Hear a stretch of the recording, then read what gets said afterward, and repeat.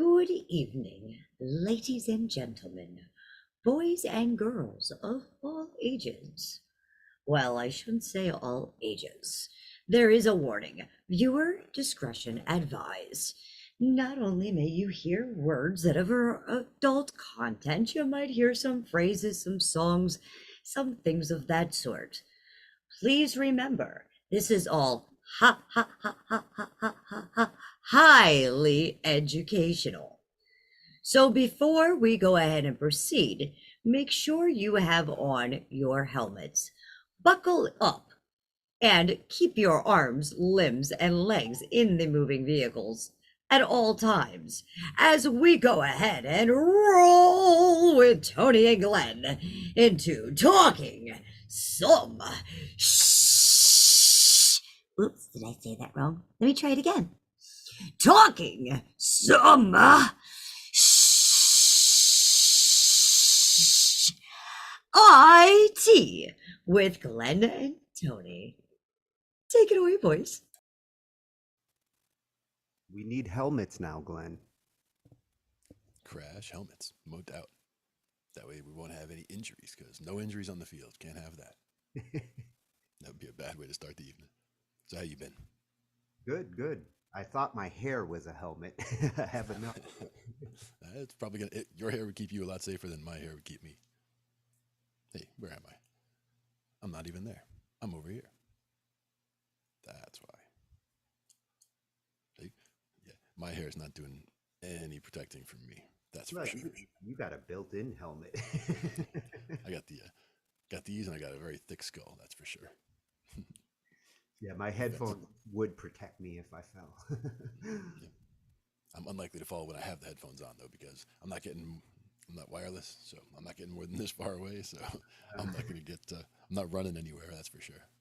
Keeping it nice and mellow, just kind of shuffling here and there. That's when you really have trouble, though, is when you get used to wearing the wireless headphones, and then you get used to just like hopping up and going off, running off somewhere. And then when the battery's dead one day and you use the regular headphones, you do the same thing. And you like, end up pulling something that's no good. I have pulled equipment by doing that. Yeah. The worst though is when somebody snags it with their foot. Snagging no good. Usually it happens on stage. If it does happen on stage, that's really no good because it can pull an instrument off of a stand. And we've seen that happen, and that is or drag a fellow musician inadvertently. Yeah. Or trip somebody who's carrying their own instrument. Yeah, all kinds of hazards, and that's why a lot of people really like the wireless sets, and they do work out nicely. Depends if I don't have a stage setup for that at this point, but at this point, this whole setup is just staying here anyway, so that doesn't really matter. And when I'm playing on stage, I'm usually playing bass, so I'm usually right by the bass stack anyway, getting that thump going from the back. It works out well. Oh, you're going to have to unmute. Yeah. When you first come in, it brings you in muted. You'll see a little microphone icon. There you go. Does it work now? Yes, it does. You're good. Oh, it's very low volume for me here. Oh, wait. I might gonna solve that somewhere here in if you go Zoom. If you look next to the mic, there's a little arrow, and if you bring up the audio properties, you can adjust your speaker volume, your microphone volume, all through the audio settings.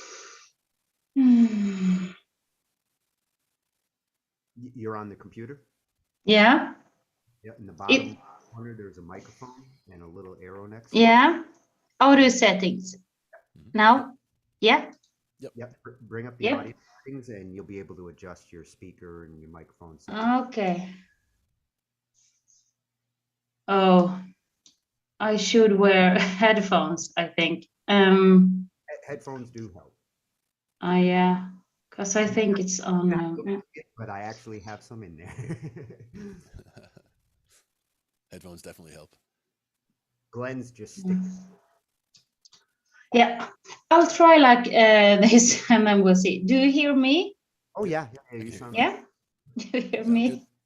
And I hear you, just not very loud, but it's okay. It works. Well, if you have a problem hearing us, let us know and we'll speak up. Yeah, great. Great. Yeah, because it's like maximum here and maximum there, and yeah. We'll just have to ask Tony to speak a little louder then. Yeah. Hopefully it'll work a bit I have to eat the mic. better. Definitely. So we see that you had some. Hi. Good to see you. Again, so nice to meet you. Oh, it's great to finally meet you. I mean, I have been following you as you came on to BandLab, and you know, the first couple of songs you did, I was thinking you were one kind of singer, and seeing your evolution, I had no idea how heavy you really can go. I didn't either. No, I It's good didn't to have try a different clue. styles. So, but you know, it's no, it's lagging here. Oh wait. Gosh. Huh. Yeah, it's good to try different styles and try different Now songs it and try- works. Yeah. Yeah, you know, Tony, as I started here, it was a cappella. I didn't know BandLab was a place where you share your music. I thought it was just record. Actually, it was like that, silly. But it was. And then I got to hear from Gray. I haven't seen him active for... Ray was one of your first BandLab interactions. Hmm? That's a fantastic BandLabber to. I haven't seen him for quite a while now, but it was him. It was I think it was him who told me that, oh, go to Tony's library and then you have stuff to sing on to fork. Yeah. And so I did. A lot of stuff in there. He's got Oh, all kinds of stuff. Yeah, and also it was Anorak. Anorak 318. I don't know if it's how you say it, but yeah. Yep. So that's why I got in contact with you because of the forks. And I was a rookie or newbie. I don't know what you say in English. I was it by then, and I still am. So I love how you came in, you showed off your voice, you know, the first couple of weeks, and then started to really get into your own creative groove. I mean, the stuff you're doing now is very original, very experimental. You're really taking spoken word into the 21st century, the way you're approaching it. It's so lovely to hear, because yeah, I think when I started, I didn't think I was holding back, but I was. And now it's like I never hold back. So, but I remember you told me it must have been like, what can it be? I don't know, but I remember you told me, wrote to me like, okay, you're gonna be a lot of fun. And I didn't know. You knew, but I didn't know. So my expectations were right. so yeah, because those harsh vocals I started with this spring, and making metal music was this summer, and I really love the last thing I'm talking about the most. It's so fun. I don't know anything about it, but it's fun. How did your love for metal, where did it come from? How long have you been a metalhead?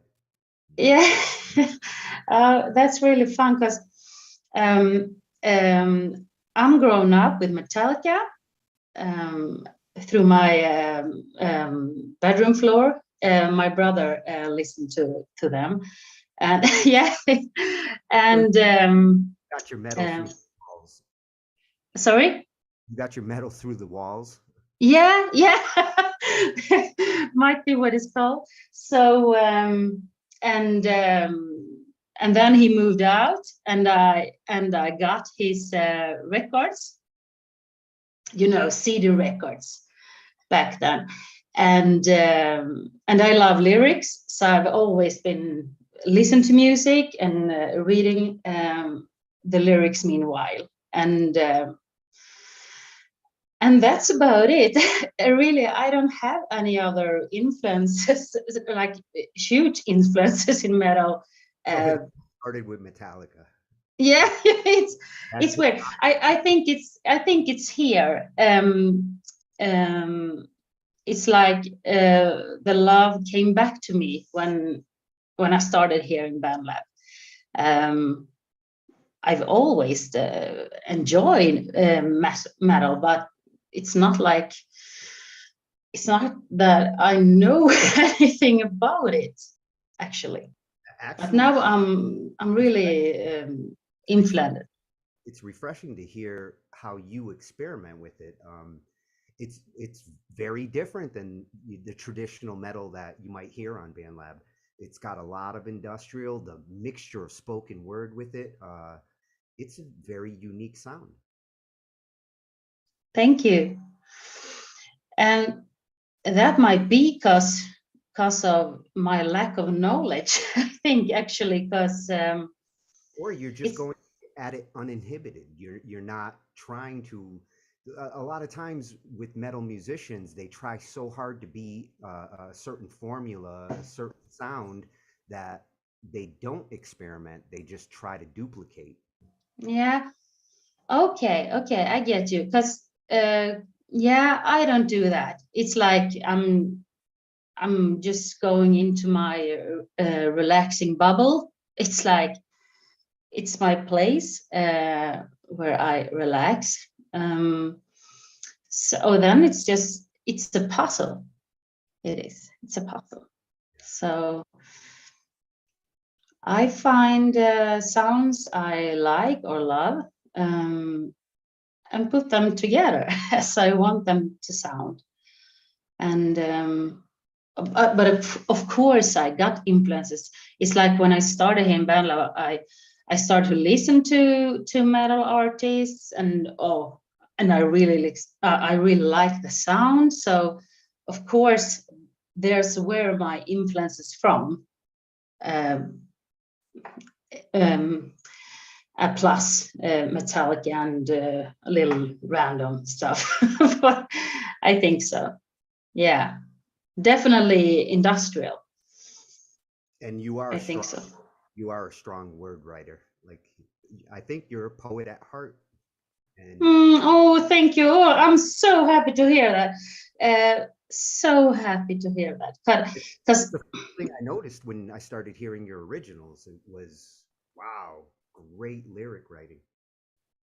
You mean that spoken word? Yeah, all your original pieces, yeah.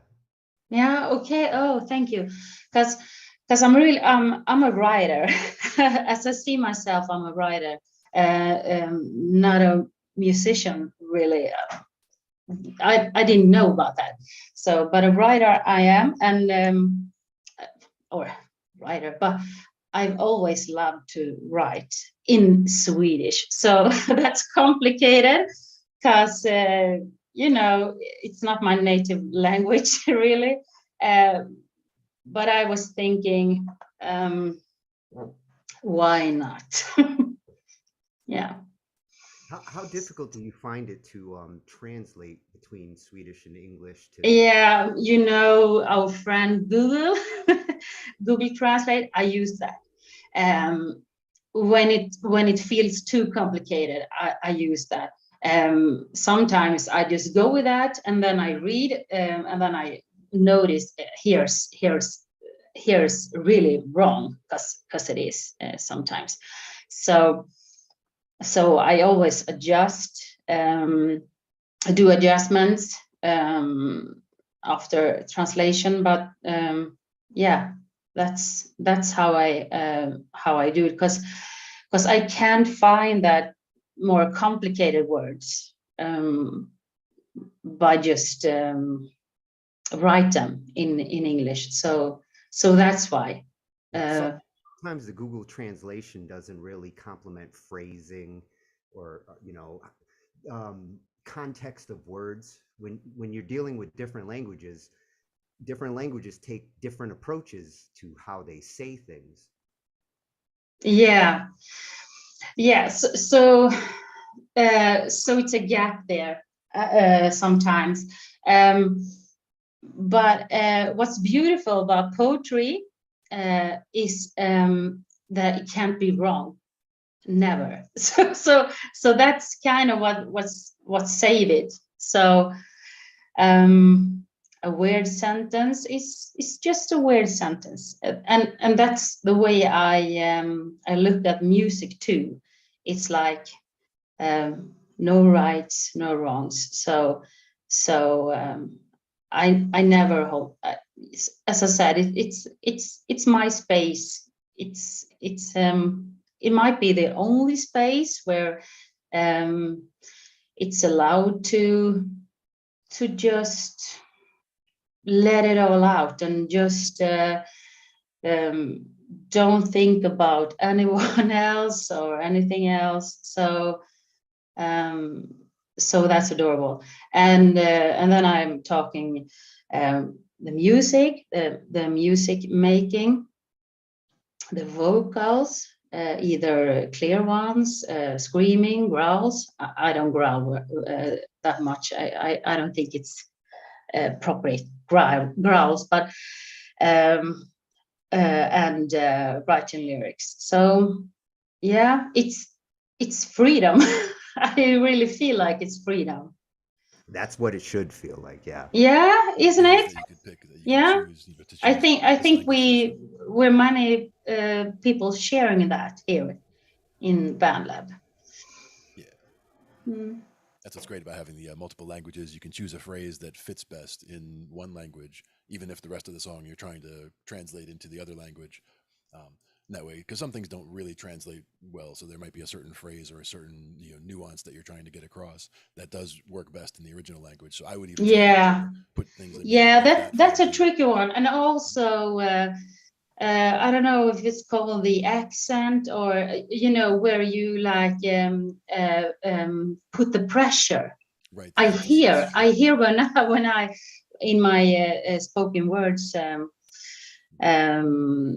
songs, afterwards I hear like, okay, this was Swedish but English. That's very obvious sometimes, but then I think, whatever. Because does it really matter? I don't know. Exactly. I love things in other languages.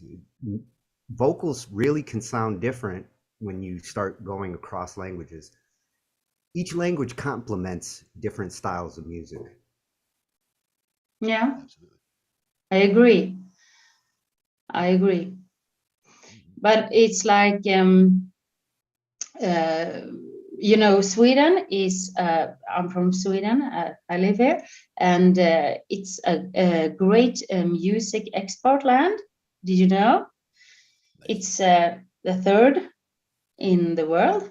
You're number 1, UK number 2, Sweden number 3. It's so crazy because we're like a little dot on the map. So it's cool. But I think I don't know where I was going with that, but maybe interest. I don't know. But considering the size difference and the amount of music that comes out of there, that is impressive. Yeah, that's cool. I didn't know about the metal music. I've learned that here in BandLab from metalheads, like, so many cool Swedish metal artists. And I was like, okay, that's great. Like Meshuggah. Oh, damn. I've started to listen to them now after I heard about them. So embarrassing again, but that's how it is. And there's several. So it's cool. It really is. So now the album we're going to be talking about, is this your first album on BandLab? The 7 Deadly Sins, yes. Now, Oh, I love that you chose to do a concept album because to me, I think that's my favorite kind of album. That kind of album I want to write is a concept album. Uh, what made you decide to go with that? yeah. Oh, thank you for asking. It really was like, it's a boring answer, because it's like, poof. Oh, yeah, poof. Yeah. Oh, Just the obvious. sins. Ah, Yeah. it just poof out of my head. And yeah, oh, that's cool. I go with that. It was And like that. you picked a great theme. I mean, if you're going to go with a concept album and you pick a theme like that, considering how experimental you are, it opens up each song to different flavors. And you successfully did that. Like every single one of those has their own distinct mood, and but they come together as the concept album. Oh, thank you so much. And I think that was good for me for a start, first album, because I had the space to experiment a lot. Because Roth isn't Slav, Roth, I don't know, I don't even know how you pronounce it. Roth, whatever. They aren't the same, so it made me space to just be free and creative. So and that's what I'm curious about. I was and I am. So it was like a ride, feeling the sin and just do it. Yeah. So and you know, I like I like the darkness. I like the ugly. So it suits me. Oh, I'm also bright and shiny, but with this kind of theme, it lends itself to darkness. And when you're yeah, talking about the seven deadly sins, yeah, there's some ugliness in yeah, very much. Very much. And some of the songs are like, I try to mirror them as traditional, like gluttony. It's not in the modern way. It's not hamburgers and fries. No, it's not. It's more like you sit there and you laugh and you have everything you need and more. Yeah, it's expensive foods and oh, I don't know the English word, but like some overindulgence on pleasure. yeah, Yeah. yeah, I think that. So, but in Slav, it's the other way around. It's pure laziness. It's you don't want to go to work and so on. And yeah, so it's been like, where am I now? When I'm going to do this song, I didn't have calculated how I was going to do it. I don't think it was. Yeah, maybe it was an album idea from the beginning. I don't remember really. Yeah, probably was. But it felt exciting, and it was. It was so exciting. I feel I've learned a lot, and like there are some things in the tracks that are the same, but many things are different. And the lyrics aren't complicated. It's in Swedish, so it's not easy to know, but the lyrics hasn't been my core at all. It's a lot of bad language. It's yeah, it's Goes with sin. sorry. That goes with sin. Yeah, I know. So yeah, it has been very comfortable because it's just let it out, and that was part of the thing. Also, I felt that okay, I just want to scream right now, and doing that kind of vocals and explore with in the same song a lot of different stuff. It's fun to me, and it's really, I have to say that during when I'm singing on my music tracks, I make the music, and then I'm gonna sing. And in this album, it's I have some lines, few lines often, and then it's freestyle. It's just freestyle because I can't go with that. So then I'm just standing there and screaming, and I don't know. It's just everything is just like a storm, and You're as good with the improv as you are with the pre-writing.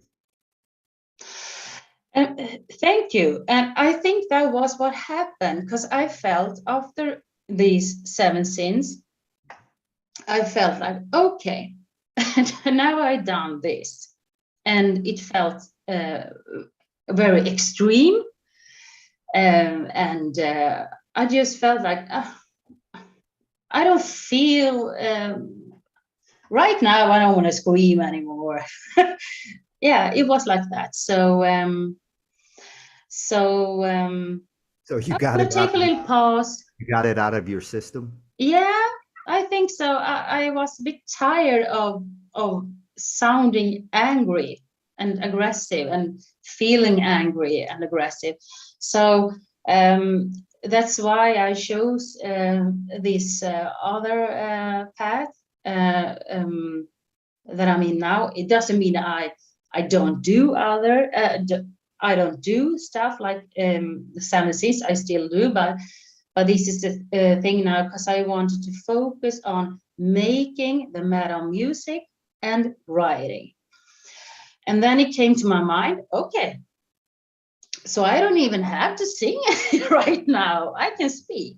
So that's why that happened. Well, why I'm not singing right now. I really like how you've been mixing it up. Yeah. Thank you. Having a full set like that, also having a set of 7 gives closure to it also. So it's sometimes, you're never sure when an album is finished, where in this case, you have a set number, so you already know you're channeling a certain feeling on each of the different songs, and you get the whole collection of them together into one album. I like the way that it has that sense to it. Thank you. Yeah, I was like, can I call it an album when it's just 7? But then I figured out, yeah, sure. I can. You can do whatever you like, yeah. Yeah, I think an album is a collection of songs that fit together somehow. And then when you do a concept like this, that is the album. Yeah, right. Yeah.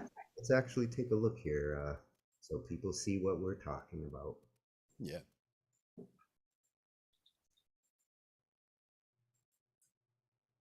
We got Mint Leon tonight. We got Mint Leon from Sweden. My voice is my weapon from Sweden. Love it, my voice is my weapon from Sweden. Produce metal. My voice is my weapon from Sweden. One woman band. There you go. All I do is one woman band. There you go.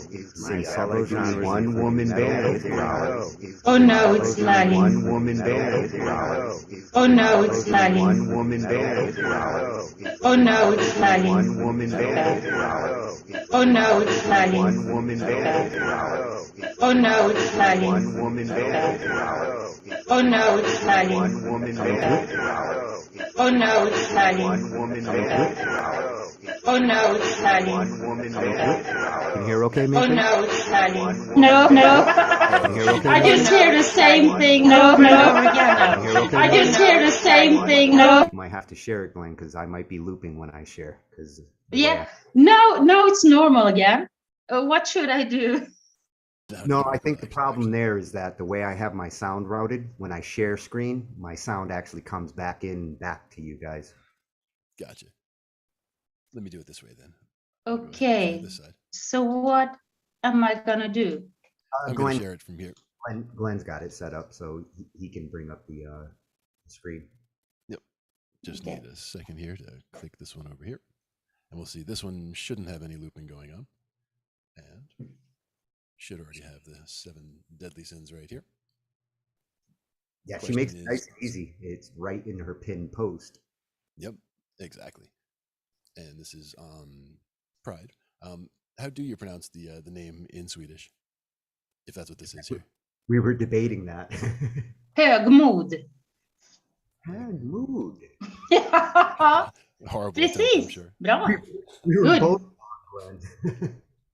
Now, for the volume, the question is, this is at about a third volume. So let me know if it needs to go higher or lower here.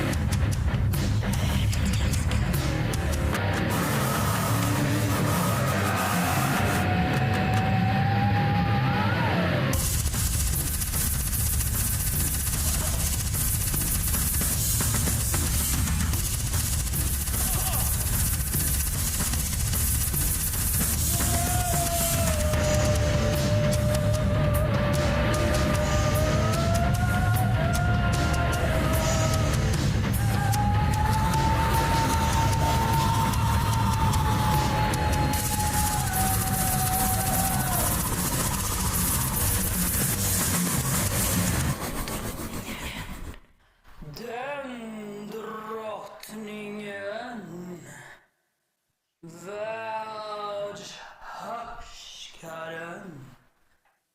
Jag har en förtörande plan för dig. Ha! Ha! Ha! So powerful. Now, is that Swedish at the end? Yeah, it's all Swedish. It Uh, it almost sounds like reverse. yeah. Yeah, I've Backward heard that. masking. Yeah, but it's just Swedish. Yeah, and with some effects. So yeah, it's Swedish. Yeah, it's crazy. Did you hear my cat? You had a cat. I heard Yeah, many. I heard yeah, he's several in here. layers. Yeah.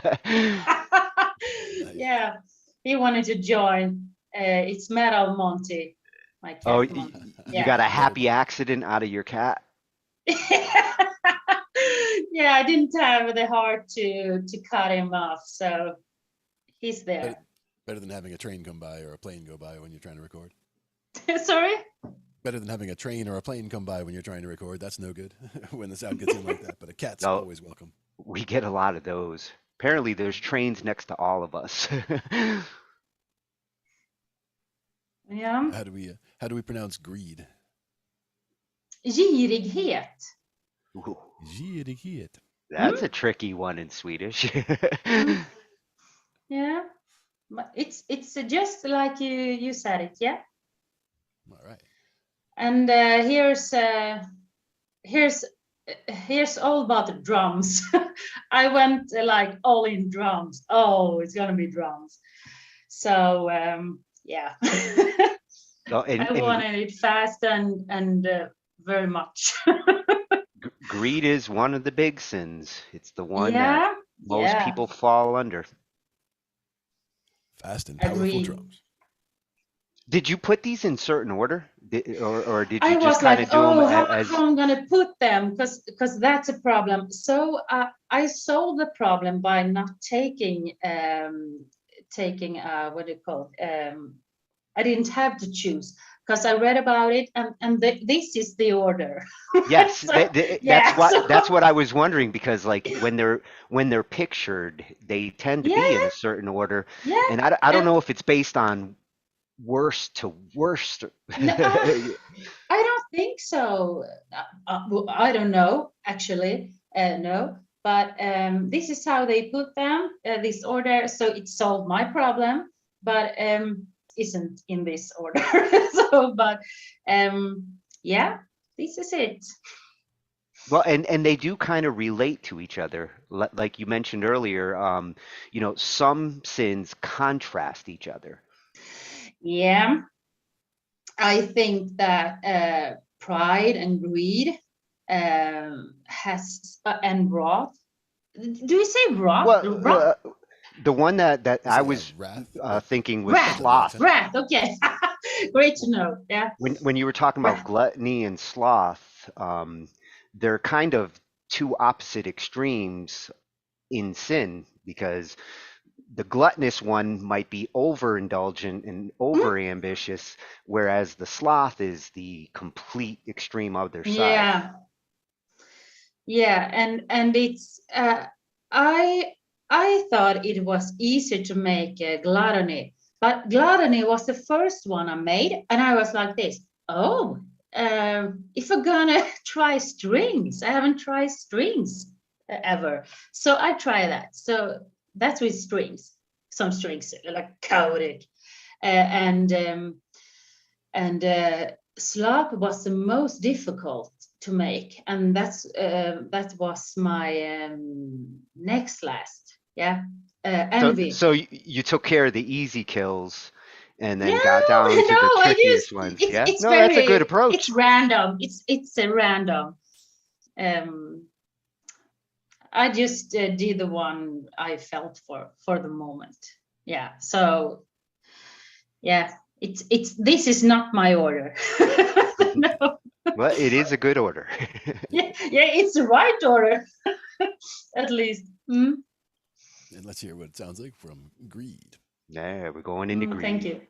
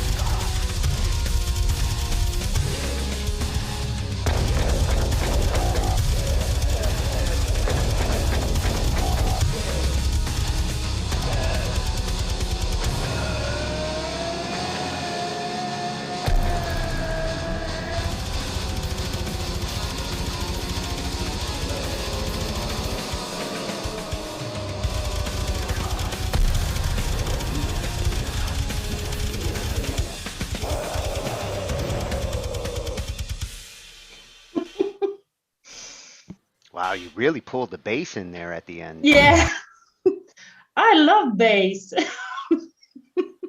I'm always a fan of bass. Oh, Glenn is bass. Yeah, yeah, yeah, you are. He is a living bass. He's a living bass. That's fantastic. Yeah, really. Vocals, with You vocals know, and with the bass. I don't play a single instrument.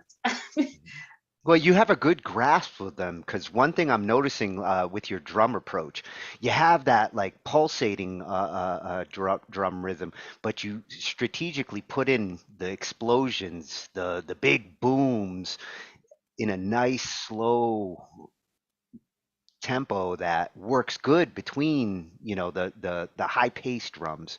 I like that combination. Thank you so much. It's just made by mind and heart and soul. It's like I have a brain that spins so fast all the time and a rich emotional life. So it's like it's all just put together by that. And it's not one drum here. It's like it's several drums. Yeah, well, I just put them in. there's layers to the percussion, just like your vocals. There's layers that are going on that are kind of setting different moods. It really gives it a very cinematic kind of flavor. Thank you. Because The energy of the bouncing back I and don't forth know. is great. It's just I just do it. Well, it's nice that you got a creative outlet like that because when the brain's like that, if you don't have a creative outlet, your brain explodes. Yeah, exactly. That's so true. I'm so happy for this place with all your nice, awesome artists, people. Yeah, it's amazing. Oh, and I'm happy when I hear a creative artist that's really not afraid to experiment. That's the best parts of Band Lab for me. Thank you. No, It's this next fun, one is- right? So you might end up in so might why end- not? might get in trouble with this song for lust. Yeah, that's Oh, one. Yeah, that one. I had a question on this one. Yeah. Because I noticed there was a Swedish word for each one of those, except for lust. Is lust the same Yeah, in Swedish? and that's just I've tried to get that in order, but haven't. But that's not a problem because it's the same word. Cool. It's the same word. That's Yeah, it I is. was like, wow, So I guess that's yeah, universal. it is. Yeah, sul. No, it's not. It's the same word. So it's okay to me. But it's not. I tried to deal with it in the settings. No success. But it's the same word. Lust in Swedish. Lust. Sounds the same to Lust. me. Yeah, lust. Oh, Different. a little looser, but still lust. Lust. Yeah, that was a fun one to make. Yeah, I saw yeah. I saw in your description on that one. That one was a little different. But yeah, lust is lust. So yeah. It's got to be a fun one to portray. Yeah, I have a lot of fun when I make my music always. Otherwise, I wouldn't do it. Because Exactly. why would I? Yep. What would be the point, right? Got to enjoy what you're doing. And let's hear lust.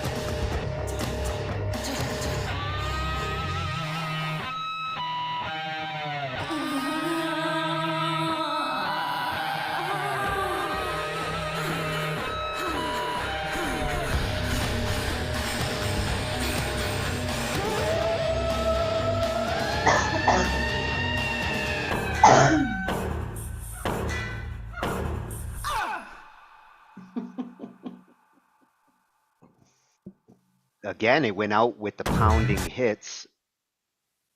Mm, Yeah, I pounding hits. think on the arrangement side, that's one of my favorites in there. Just with the way that you bring in the string parts, and one thing I've noticed with you is your strategy with pauses and how you go out before the pause and how you come back.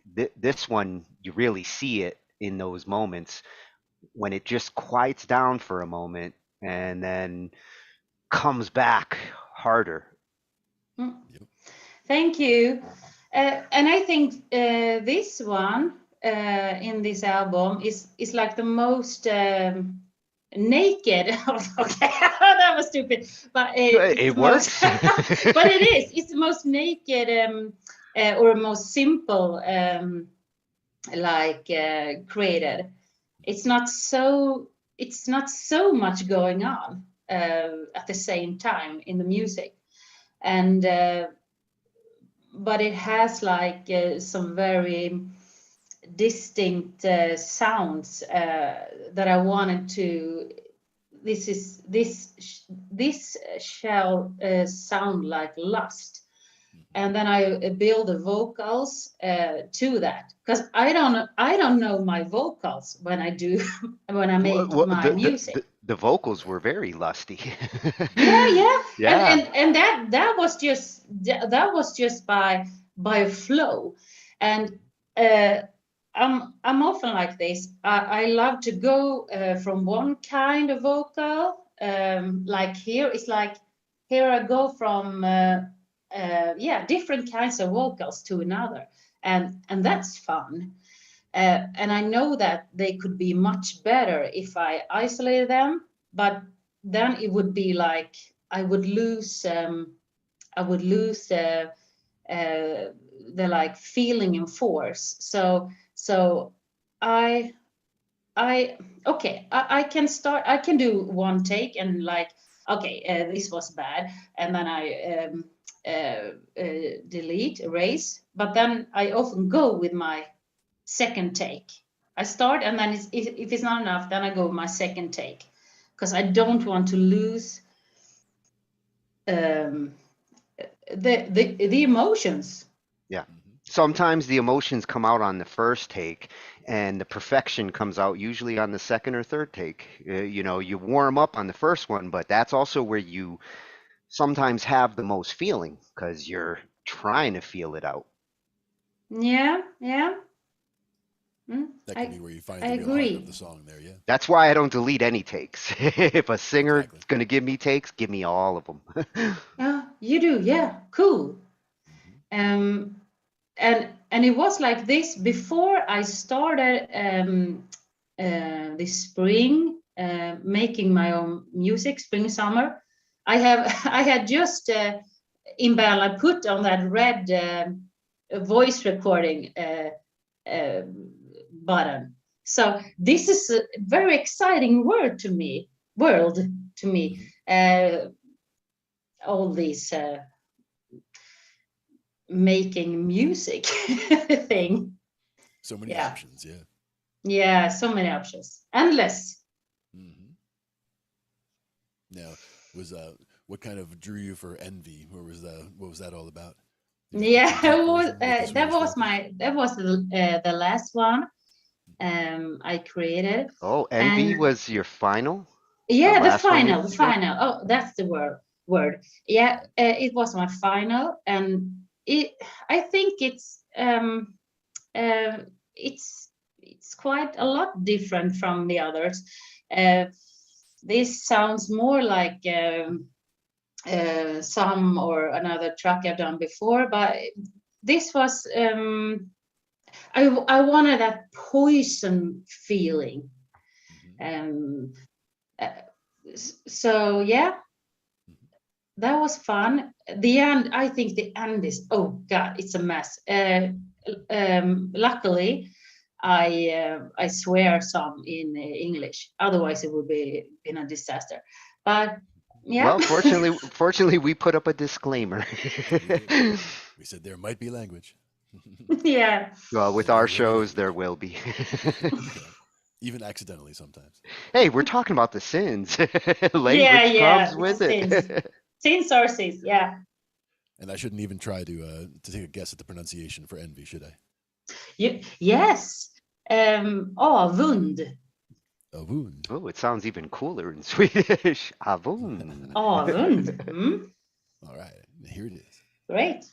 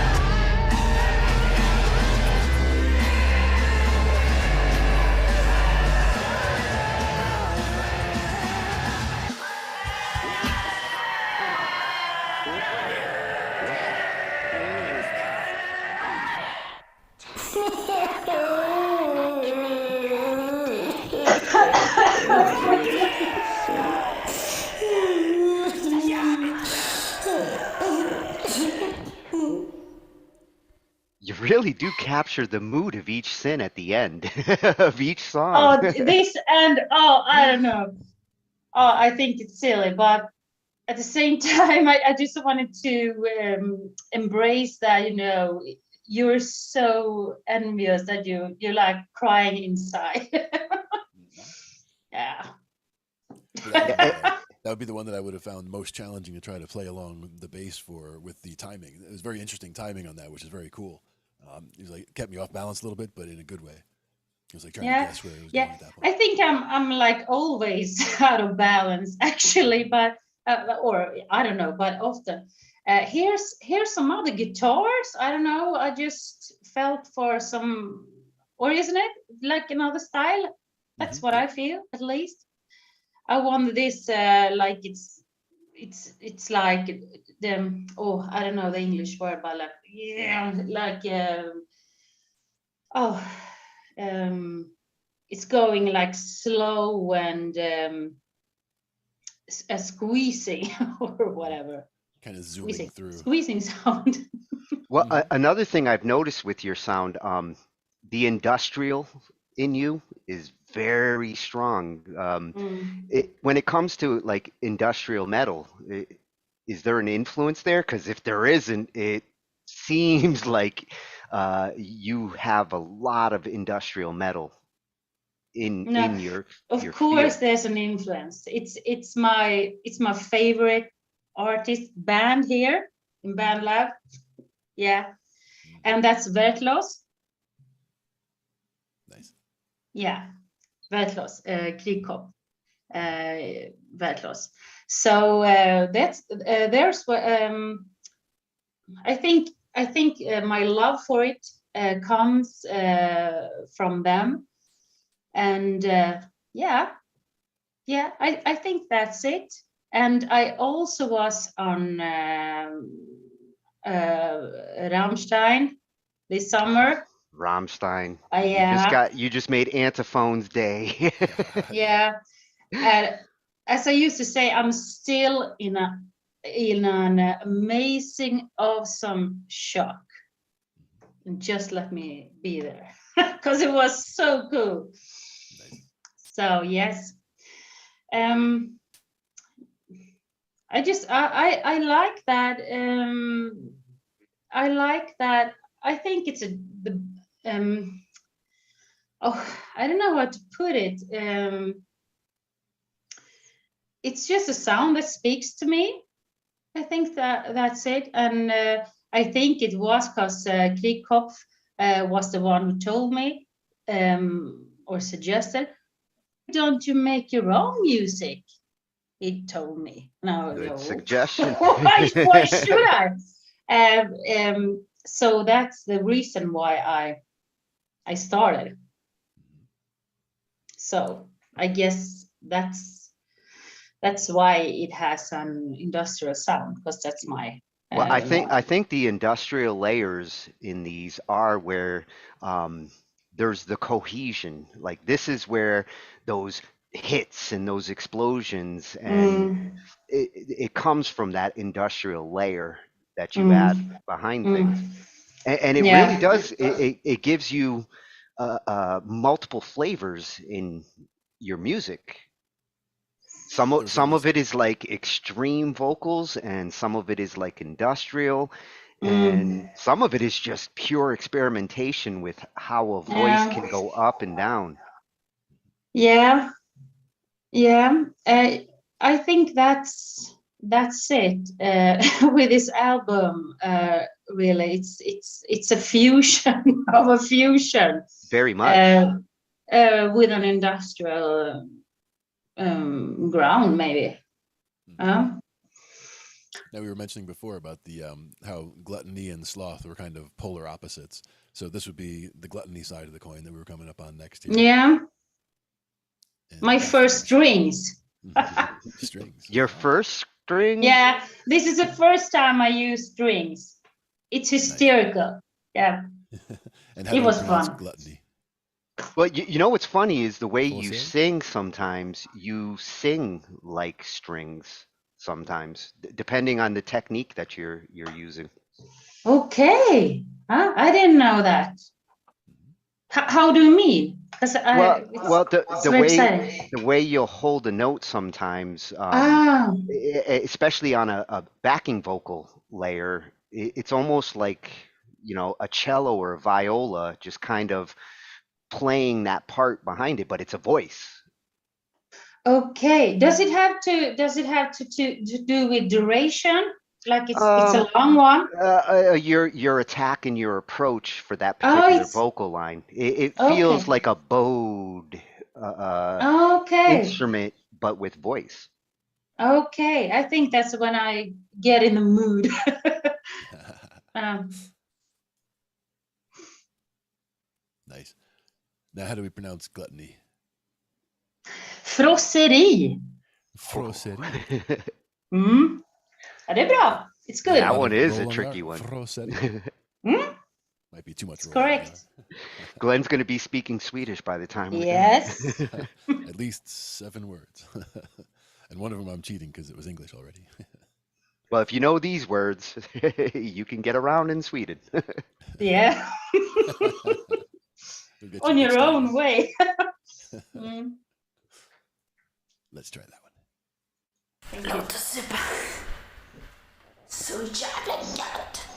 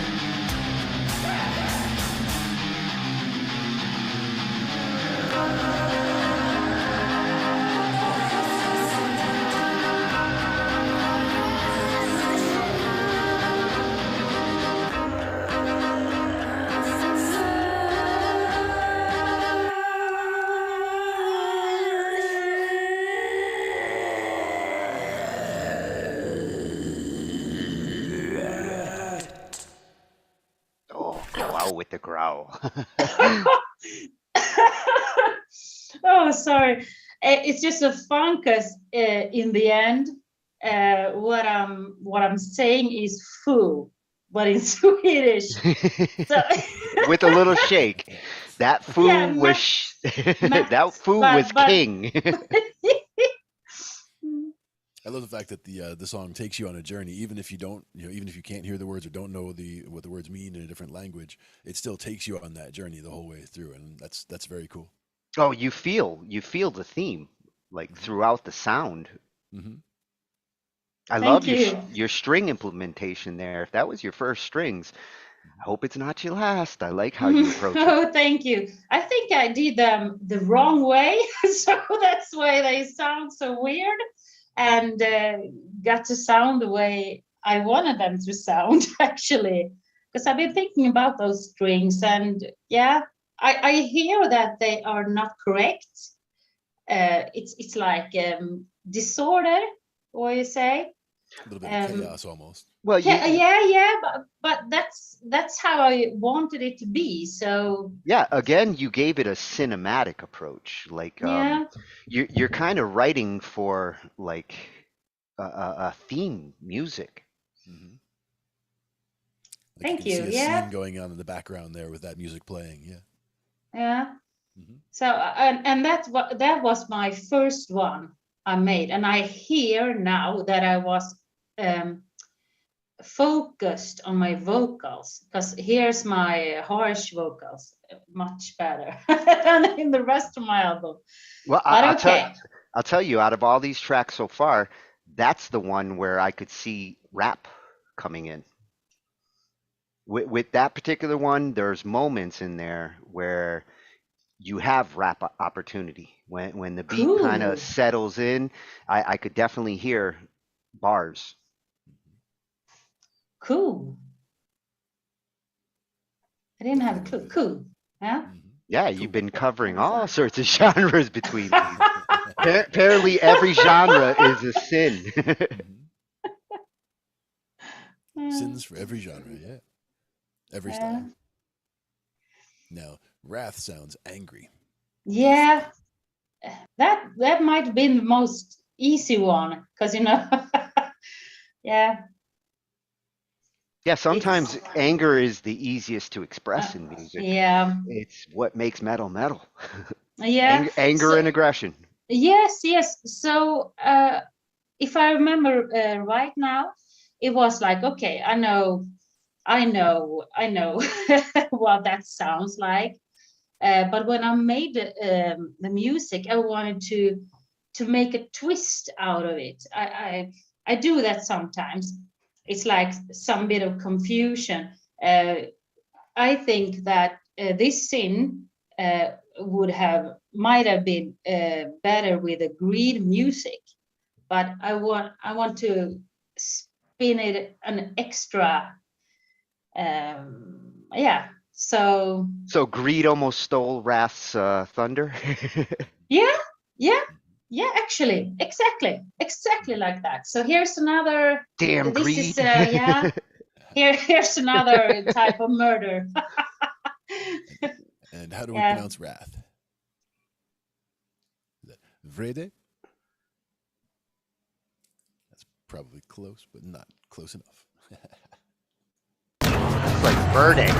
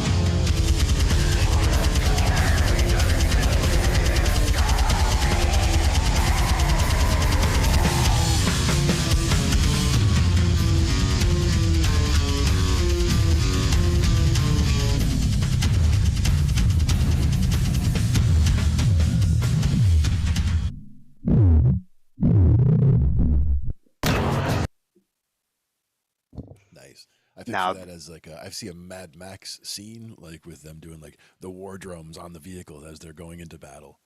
Like that's what that kind of feels like. oh, that would totally fit for that like race in the last movie. Definitely. Thank you. Yeah, I sound mad. I hear Well, that a- myself. and that's what Wrath should sound like. Yeah, yeah, it does.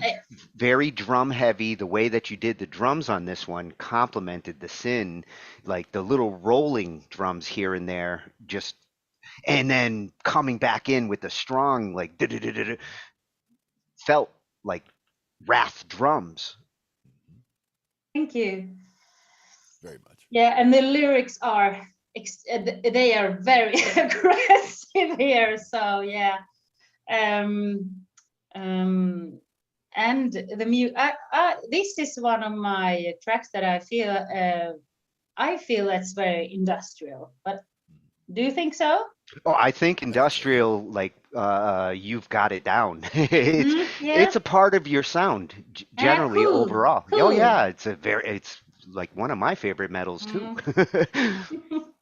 I'm a Awesome. synth guy, so when you add the right amount of synth or the right amount of explosion, that's the It's part of it's metal like that it's like an extra spice. I look at it like that. It's like, what's missing? It's like some sound is a boom. Yeah, it's often that sound that makes it industrial. yeah, it's kind of like Miss. bringing the sound of, your surroundings into your music.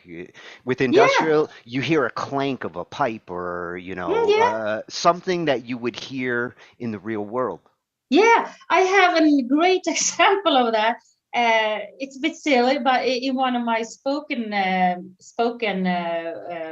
words tracks, there's there's a sound of a bird, and I don't mean that's industrial, but it's like putting something in there that is totally different from everything else, and that's exciting to me.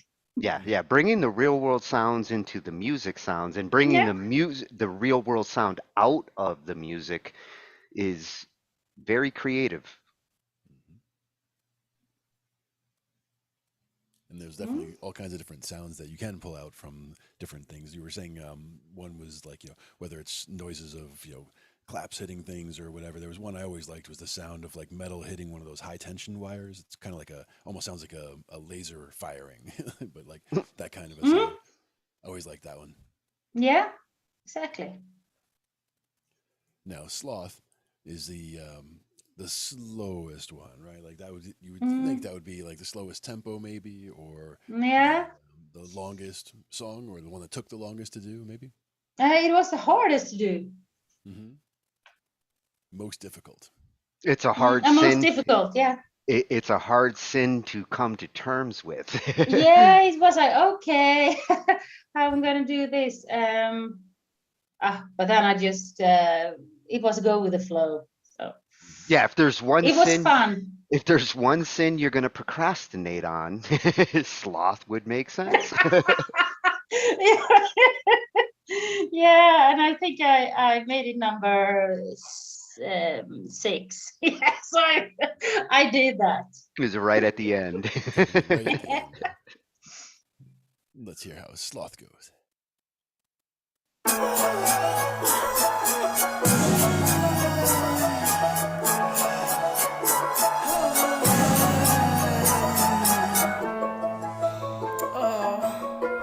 Jag struntar i klockan. Jag lever mitt eget liv.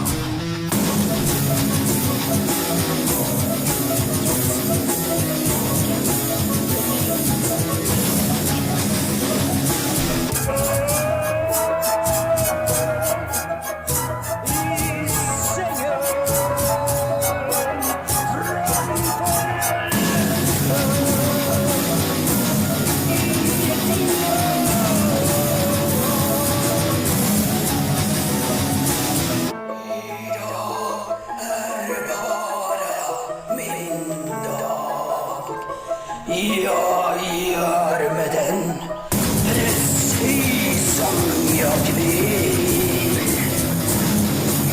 Jag tänker sitta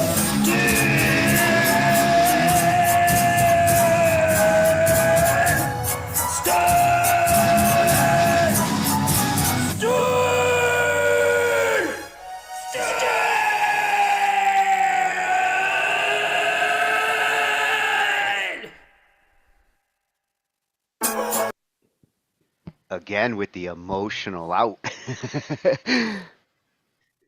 Very emotional.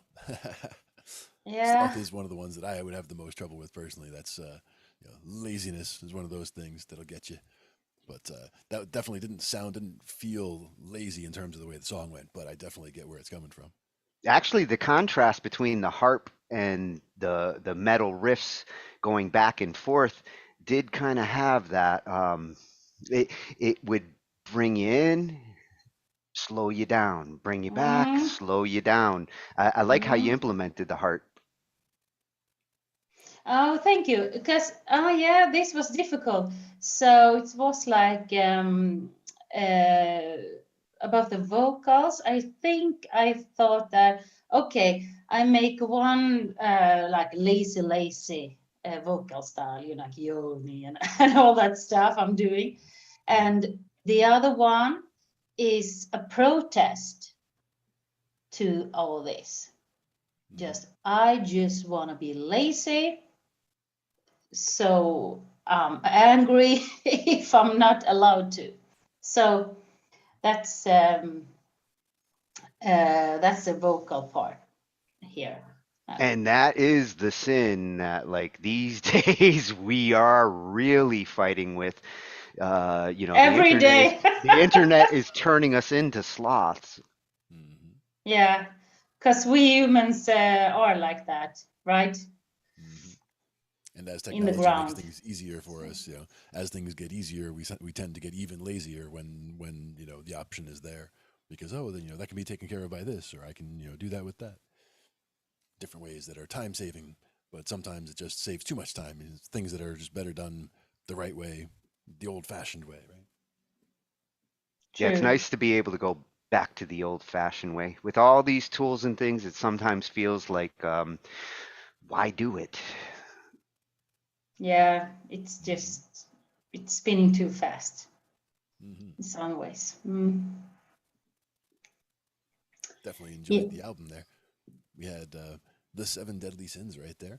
We were also looking through your page earlier and seeing all kinds of different things. When I was looking through to see some of the other songs that you've covered in the past, and there's so many from so many different styles that it's even just glancing through the list was like, wow, oh yeah, that one. Oh I yeah, that told one you looks she neat. was. I told you she was diversified. Very good stuff. Thank you. You know, when I listen to some stuff I did in the past, I just like, oh God, it sounds like shit. But then you have to remember everything is from where you are now. And sometimes I really feel like this kind of vocals are so much, yeah, it's like easier because you have so much more room for mistakes or what to call it. Or experimentation. I mean, that's Yeah. really what you did there. You experimented with so many different vocal techniques.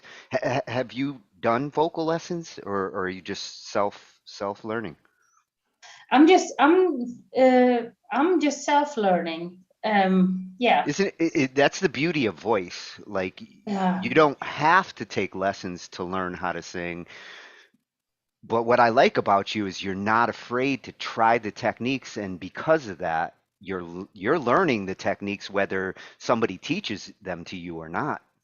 Oh, I thank you. And I think that is true because you can't learn if you don't do it fully. So it's like, okay, if I'm going to do this, I'm going to do this. Sometimes it's too much. That doesn't sound good either, but in most cases it's like you're telling me now, it's getting you to another step. in something, whatever it is. In evolution, Yeah, yeah, in your yeah, voice. yeah. And I think, yeah, absolutely. And the voice is so beautiful because it's a fingerprint. It's so cool. No one has the same voice as anyone else. It's the Isn't one. that cool? It's the one instrument where you get to be you. Yeah, true. And everyone's So crafted from different influences as well. So everyone has their own, set of specific influences. If somebody was heavily influenced by one singer or artist, or whether they, listened to a whole bunch of different styles and mashed it all together into a new style. I like the yeah, way that all works. can adjust it so much. Yeah, that's really cool. I've always liked to sing though, since I was a child, but it hasn't been anything that like my parents are like, oh, do that. It hasn't been like that. So no, So it you has kind of been very little. you went after music kind of on your own there. Like it just you found music naturally. No like Yeah. family influence.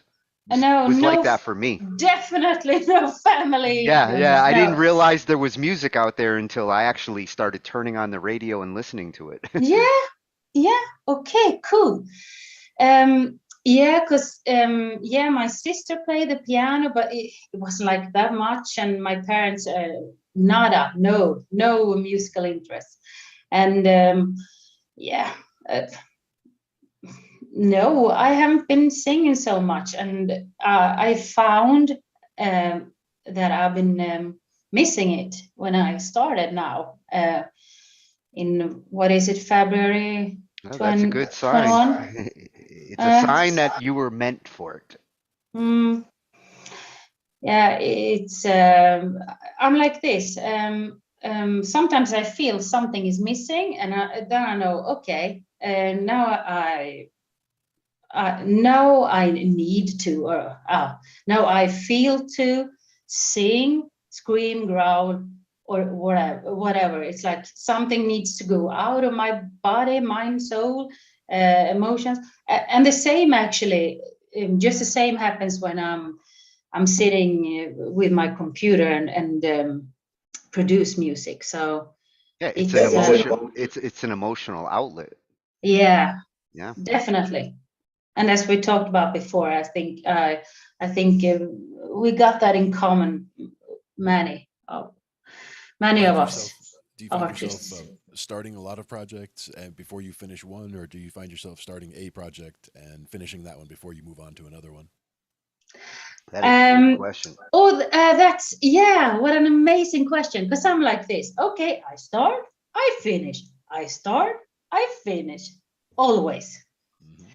But because I hear, yeah, I've heard it's very different between artists, how you handle this. But it's like I can't have too many stuff in my system because no, it doesn't work for me. So it's like, Yeah, no, I start with this sometimes one, I'll finish that one. if you have too many projects going on at once, it can dilute your creativity. You know, you, you might be distracted from another song that you're working on while you're trying to really focus in on the one that you're trying to do at that moment. So it's a good approach if you just finish one and then focus on the next one rather than spread your creativity too thin. Oh, thank you. I'm taking your experience advice there because I think when it's like I think I'm walking around and I'm not thinking about my track, but I think something is going on all the time when it's coming to create music. I think it's with you during the whole day, whatever it is.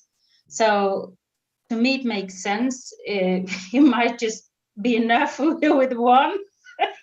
Yeah, and sometimes the ideas just come like, the creativity comes at its own pace. So sometimes the one that you have to work on is the one that like you can't get out of your head at that moment and nothing else is coming at you.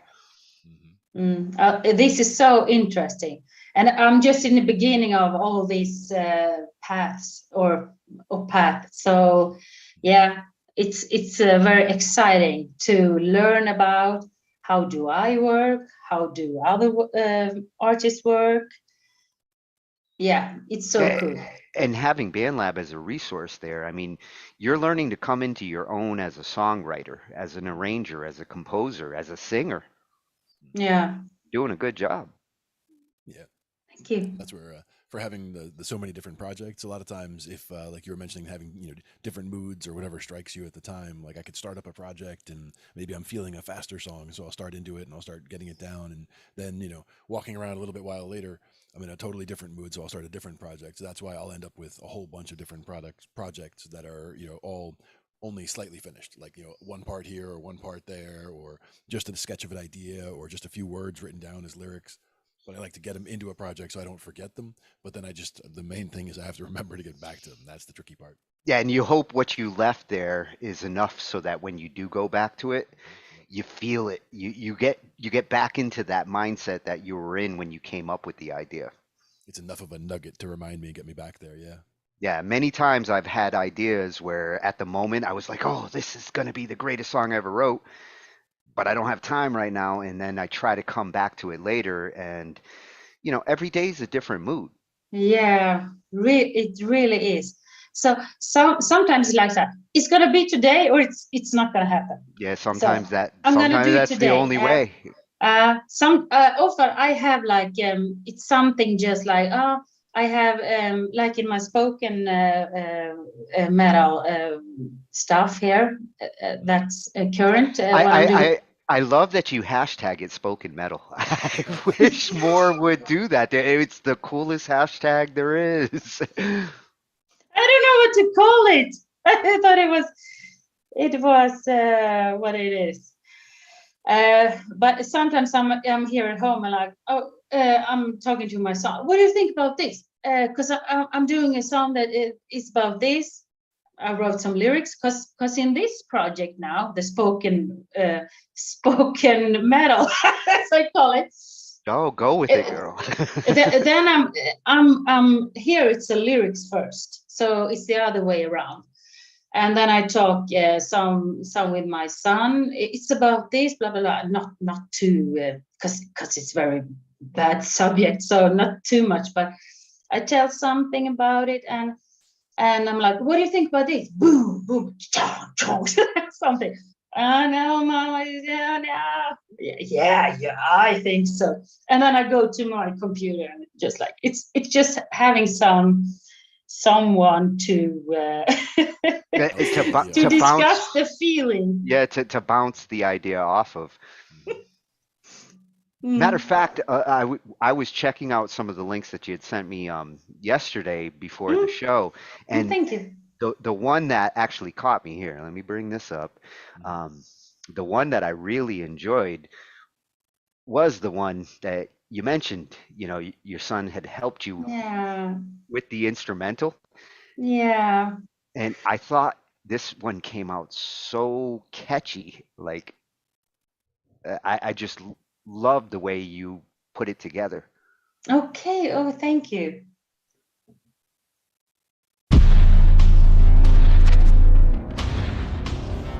I drink wine with the balcony door open tonight. I'm so tired of praying a fuss and quotes. I want you here for real tonight and suck the blood out of your house. There are plenty of stressed people in the city, but it's empty in the forest. It tells me nothing about anything.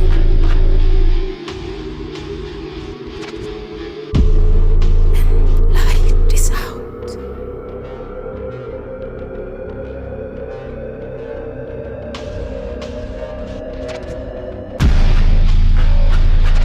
Like you said, it can be hard to be happy.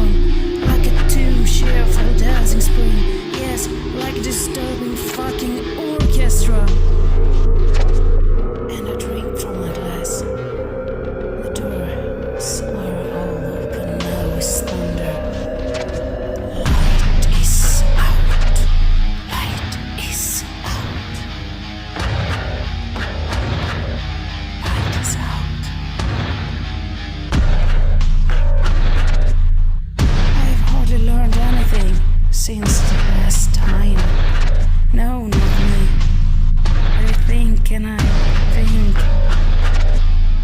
I know what you said. I carve in stone.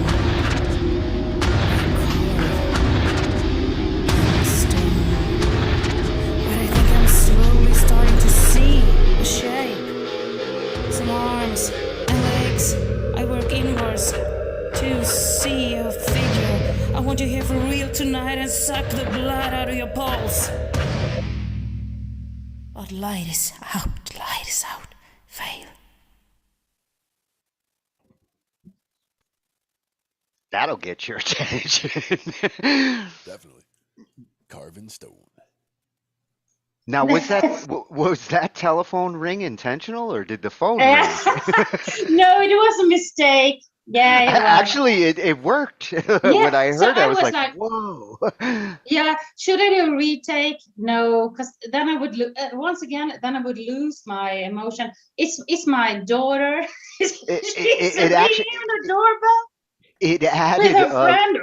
yeah, it added a little subliminal sound effect at Yeah, what was a but good time. I think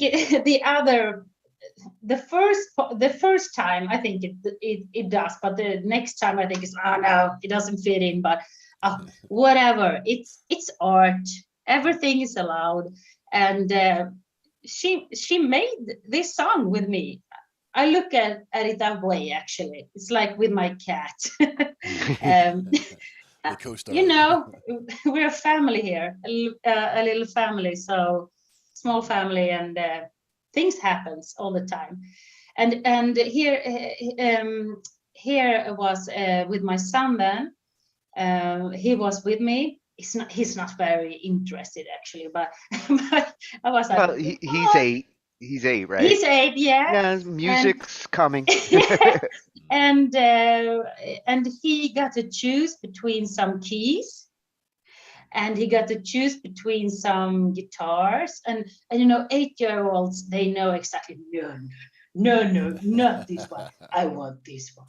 So it's so cool. It actually starts even earlier. I got a 3-year-old upstairs who knows exactly which sounds he likes, and you see, I think they are less infected about stuff that doesn't mean anything. So they know the no, and they approach it with what they want to hear. Like they know what they want to hear. Yeah. It's no confusion. It's not not please anyone, or it's not like how do you say? Oh no, this not that. Oh, I don't find the word now, but insecure. No insecurity. Yeah, and insecurity in music, especially if you're an artist, insecurity is what kills a lot of great musicians. Mm. They have I'm the happy to hear that, capability. because I do like this with insecurity. Well, yeah, Otherwise it wouldn't attacking. be anything. It wouldn't be a word. It wouldn't be a vocal. It wouldn't be any musical piece. It wouldn't be anything. So, Yeah. Like I said, that's what I appreciate about your style is you're fearless. Even before I heard your original stuff, when you were coming in and just forking like I get to know some of the artists who go fork my library, because the tracks they pick and the journey they take with their vocals, you start to know like what this artist is, what this singer is trying to do with their voice based on their song choices and their performances. And that's why I noticed you after the first couple of forks. I was like, wow, she's picking very diverse choices that are going in completely different genre directions, but at the same time, you were going after the advanced. You're trying to do Freddie Mercury, like that's a ballsy singer who goes for the difficult songs. Oh, thank you. And then does them good. I'm so happy to hear that, because I want the challenge, and but sometimes I know I take a step too far. It's not. I'm not there, but otherwise I might not get to the next step. So it might be worth it. I know I did some Queen. I was like, Yes. Oh, okay, your that's queen too came. Queen. Your queen came out fantastic. One did, the other two was okay. Two Queens was okay, but Yeah, yeah, I think you did Who Wants to Live Forever, yeah, which that one. that's a challenge. A singer who goes after that. I mean, the whole song is about the voice. Like the music's just there behind the voice. You, Okay. I thought you did fabulous. Oh, thank you. That was a new song for me. I hadn't heard it before. Actually, it's crazy, but it was like that. And I know I listened to it. I think it was from the movie, Yeah, the yeah, film movie. Highlander, Highlander. Yeah, I heard it and I just fell in love with it. And it's so sad. And I was so sad at that moment when I sang it. So I think that's why it fits. Do, do, Yeah, do you think if you can get into the emotion before you sing a song that it helps? very much, very much. It's like an actress Yeah, getting exactly. into their motivation. Yeah. Oh, it's so exciting you talk about this because this is why I think I'm now from these very harsh vocals to these spoken metal vocals, because it's like I'm not that angry anymore. It's something else now. Yeah. But at this point, you're training yourself as a performer so well that you may not have to be angry to perform angry. Yeah. That's the end game. Yeah. I really I have to say what I do right now. I think I this is even more exciting to me because this is playing with such small details all the way in your voice. It's not like that when it's the harsh vocals. To me, I don't Yeah. know, but to me it isn't. That's more like a fire and not just a fire, but you understand what I mean. Yeah. And here it's like you need to capture the story in a different kind of way.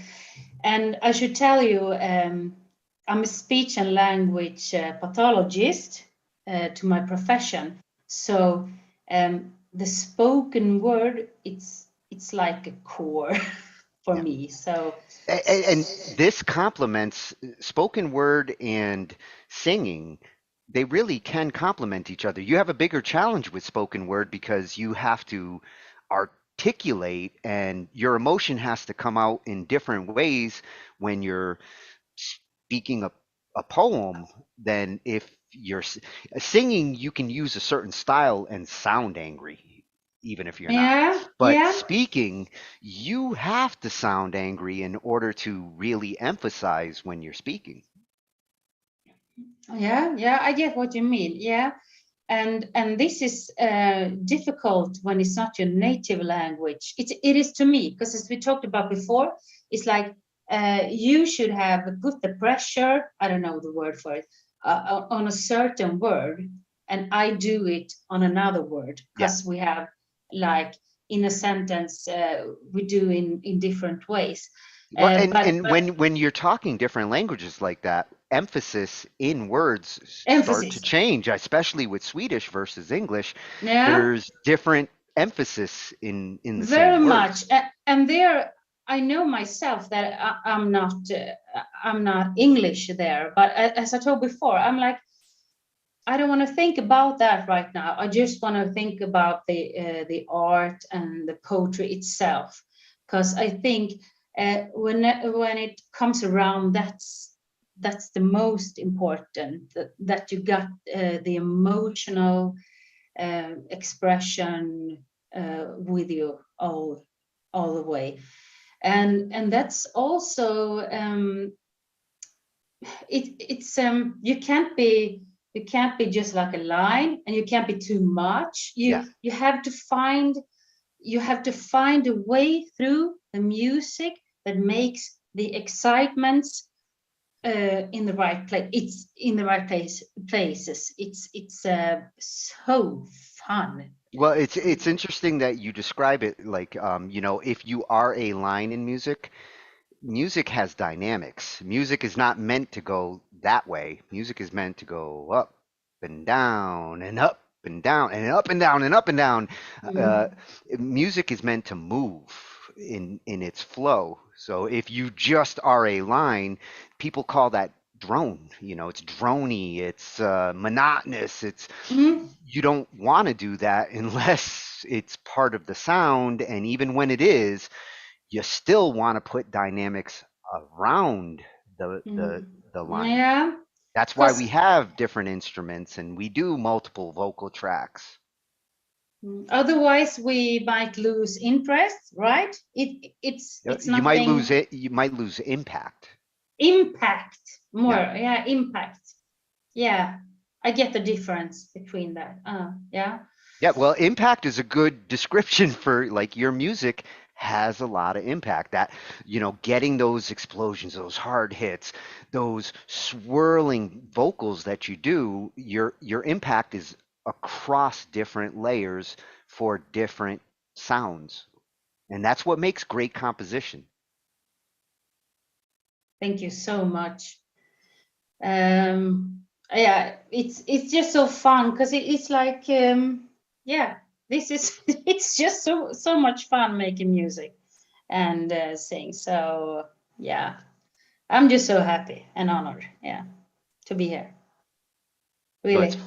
fun to get to hear tracks like that on BandLab. Absolutely. And for the multiple languages, trying to think in a particular language, like if I were trying to write a song in a second language, for me, the question would be whether I was trying to, think of the concept of the song in my native language and then try to translate those ideas into the other language, or if it just kind of comes up in the other language that I'm trying to go into.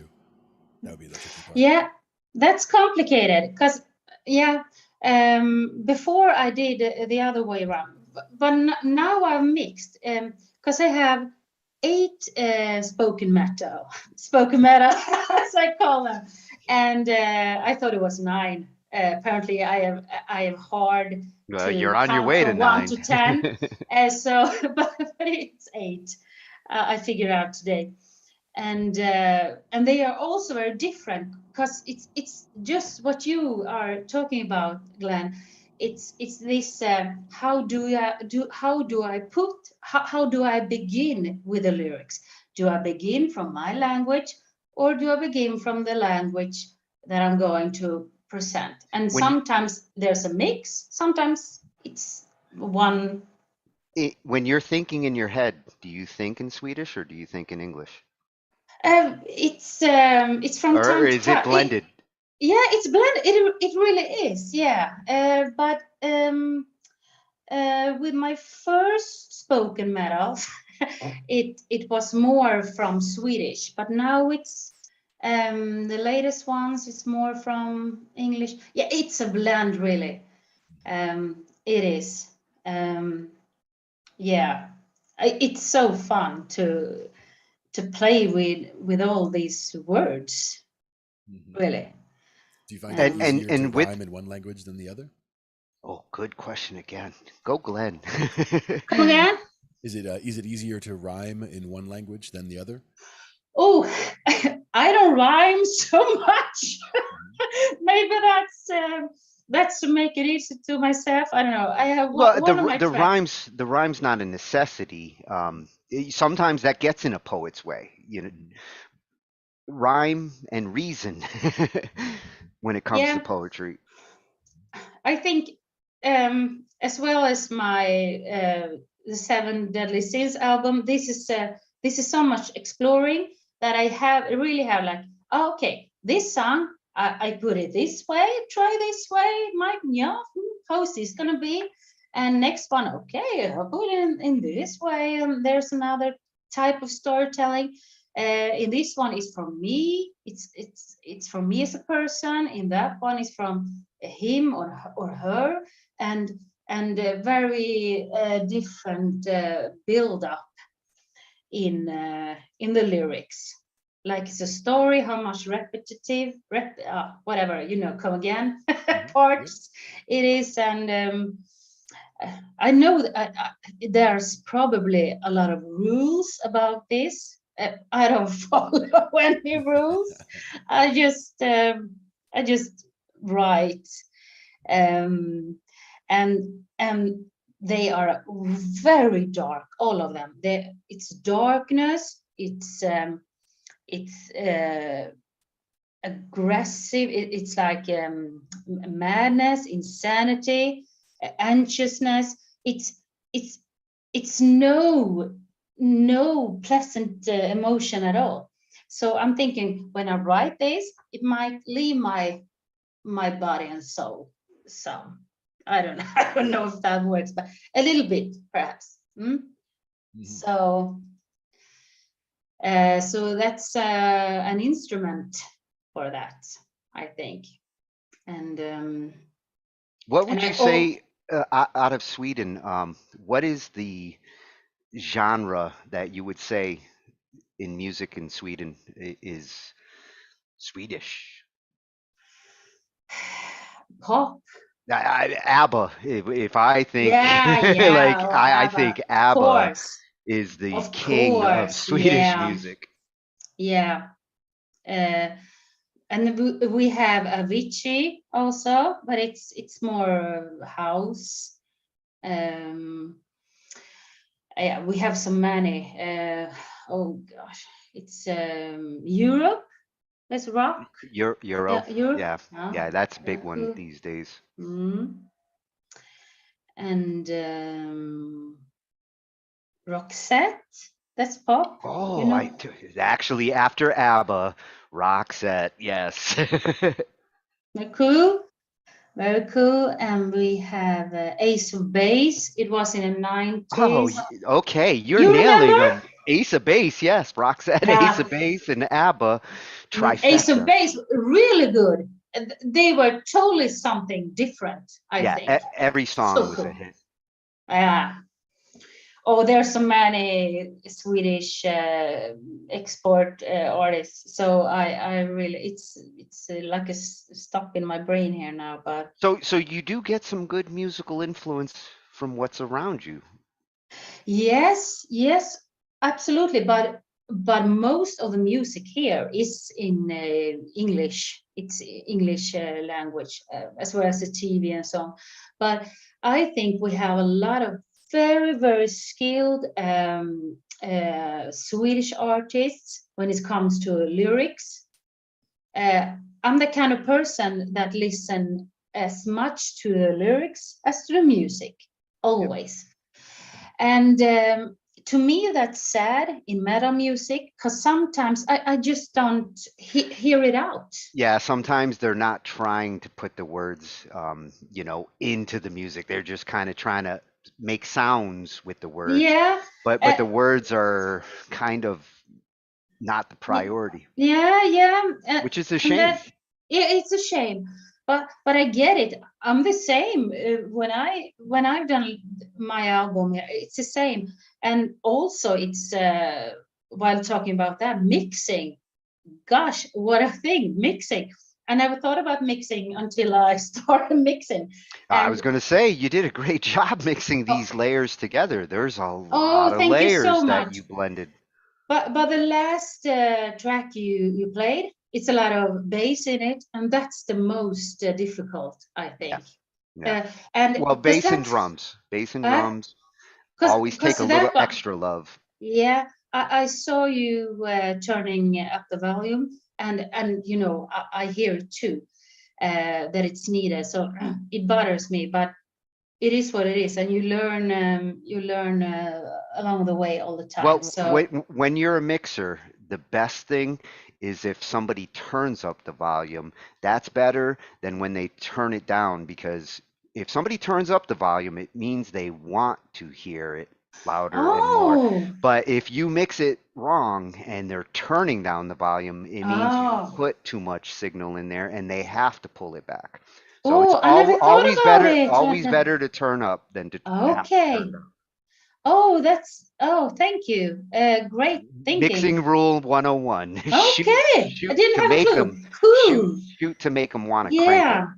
And this I must say here with my spoken metal, that word, it's that's a challenge because I want to hear the music.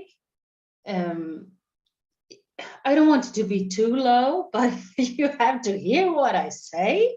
Yes, you So want that, the music to be relative to whatever is the lead. Typically the vocals or in spoken word, you really want that to be on yeah, top, and you want the music to be padding mm, it from the middle. I think that's a challenge, really. Oh, it is. Very much, because I think in most of the ones I've done, it's too high music in volume compared to the spoken words. But yeah, still trying, still learning. But I don't like when it's too much like in the background that you not even like feel the music for real. Yeah, you don't want So, if the music's too far under it, mm, then you lose the dynamics of what yeah, the lead's yeah. supposed to be. Yeah, so it's tricky, really, to get Tend it to try to perfect. But then again, there's nothing that is perfect. Perfect doesn't exist. So okay. Well, you songs are just surrendered.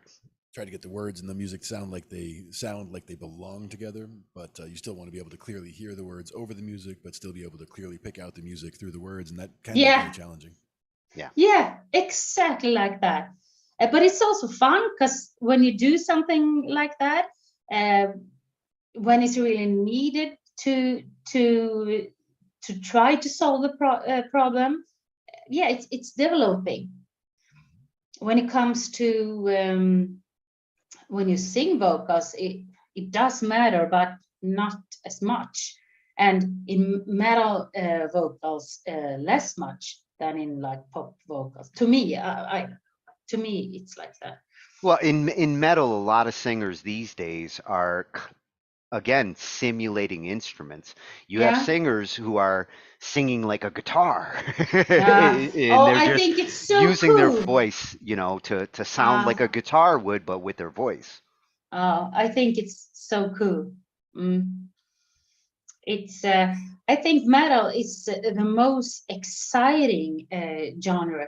I think that's why I chose to go with that first, because it's like, oh, here's so much to explore, because you can make it so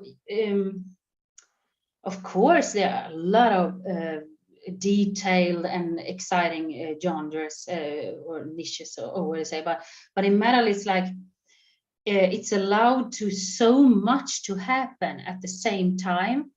And I always I like to think oh, I get it thick.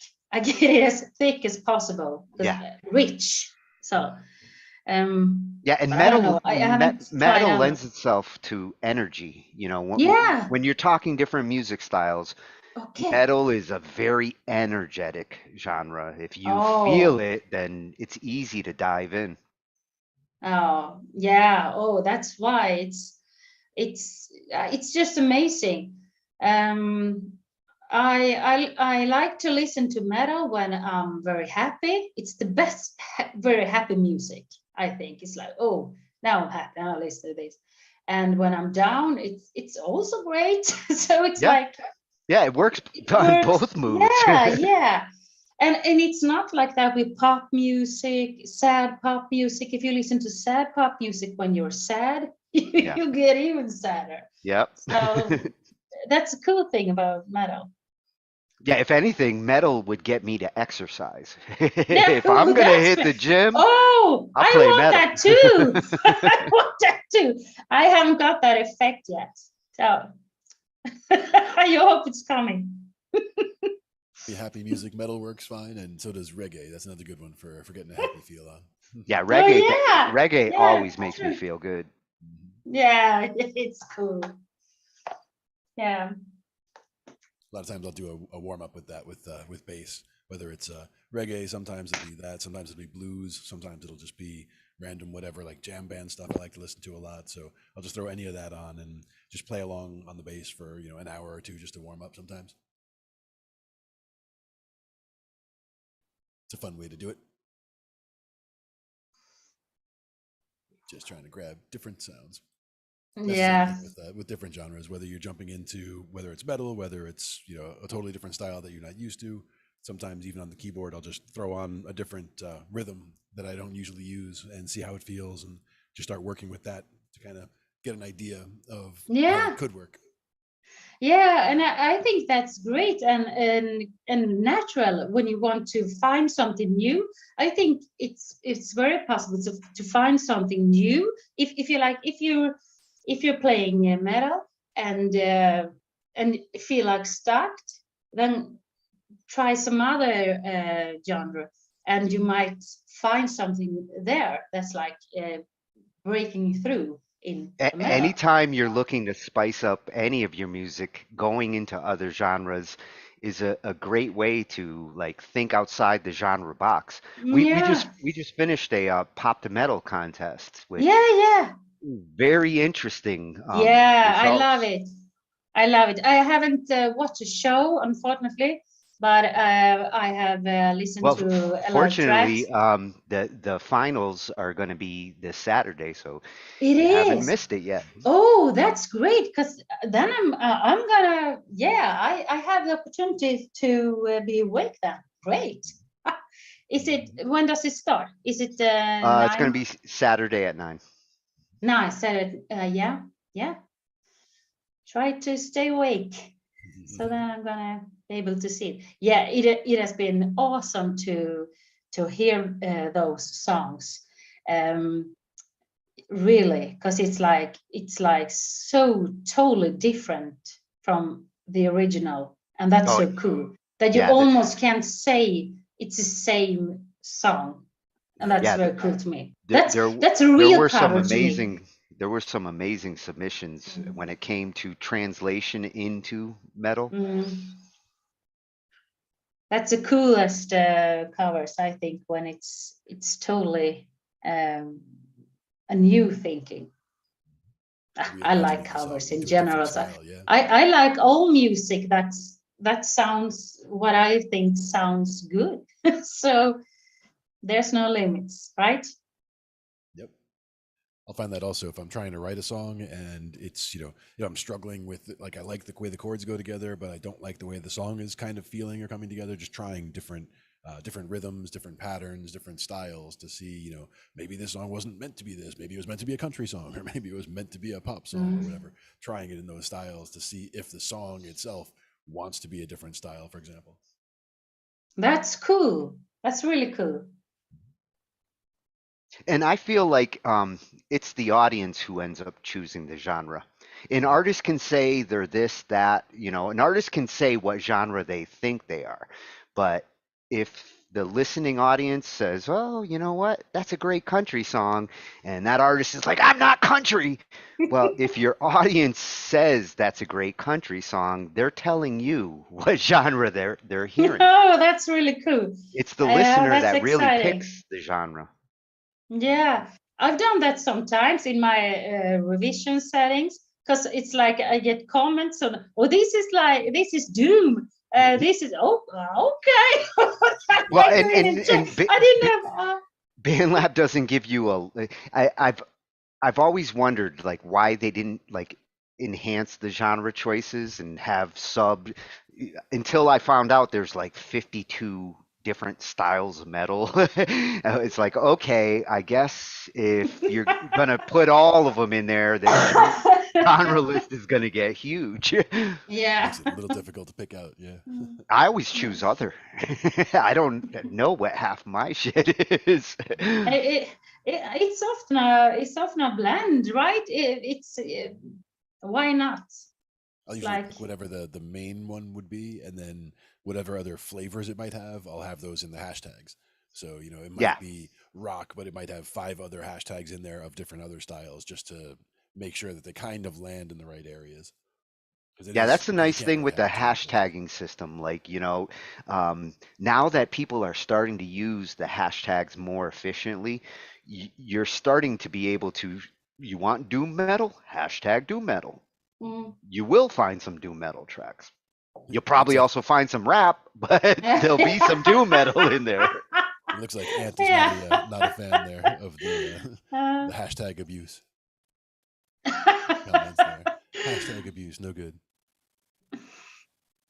And when you get a unique hashtag like the spoken metal, that's one That's a great one. Yeah, yeah. you're the first one I seen use it. I'd like to see more of that. It is spoken metal. Yep. But that way, when you do a search for spoken metal, you'll just get that that entire category right there. It's all your stuff in one place. Or heavy word. Heavy word Yeah. would also work. Yeah. Yeah. That'd be cool. Yeah.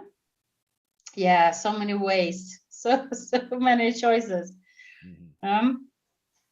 Mm.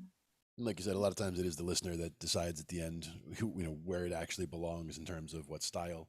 But also, like you said, there's so many different styles that it's almost unfortunate that you have to pick one. It would be better if you could just say it's kind of this and kind of that and kind of this, and be able to pick several Yeah. of them so that they can get all the flavors in there. Well, and Yeah. you don't have to pick one when you're writing. That's the beauty. Is like if Glenn wants to make Hungarian reggae, he can. He's been trained by some of the best. Mm. There you go. Mm. Doomgrass electronic folk metal poetry. There you go. Dude, if somebody That can come works up out. with doom bluegrass, I'd totally take a listen. Doomgrass. Cool. Yeah, and I think it's a good thing that it's a blend when it's blending, because that means if a track have been done, if a song has been done, you don't want to do the same thing again, right? We want songs to sound in different way, and that's so cool. While talking about that songs sound so differently. Yeah. Like That's it's amazing. That's something that Ange encourages a lot when it comes to like doing cover tunes and things like that. Do them your way.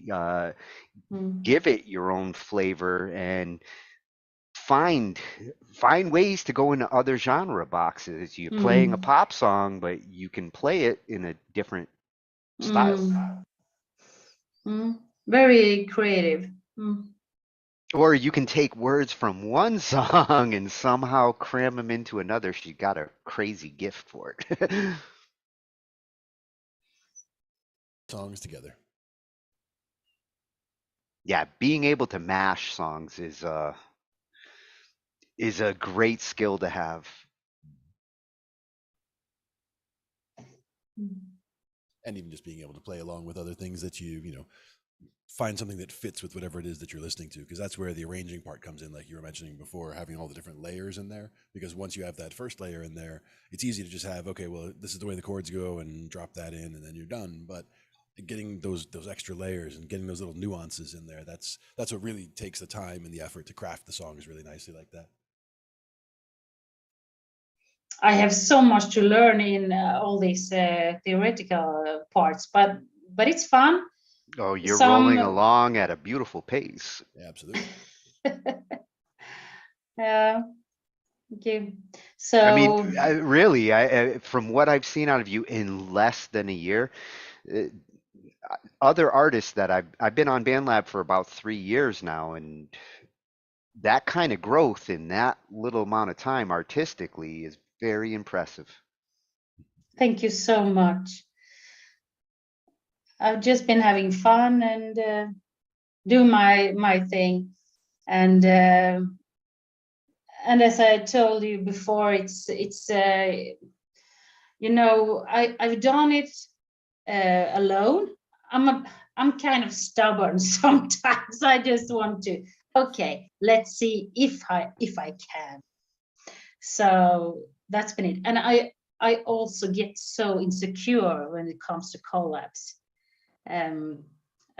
Yeah, it can be tough to learn to work with other musicians. I mean, I spent 20 years learning how to work with musicians before I spent a decade writing alone.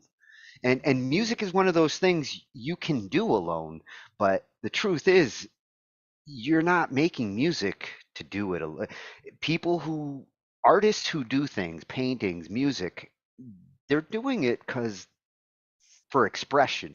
And if you're expressing something, you want it to be seen, you want it to be heard. In the end, you might not care when you're doing it, but you really are doing it to for people to hear and see. Yeah, you want to receiver in some way. Absolutely. Hello, And everybody. Hello. Hi, Danny. How you doing? Good. Who am I talking to? I'm asking myself the same thing.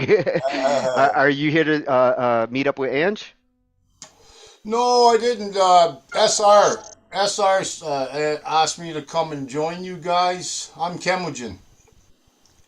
Oh, Chemogen. Yeah, that's me. Oh, how's it going, man? Man, ugly as Great ever. to meet you.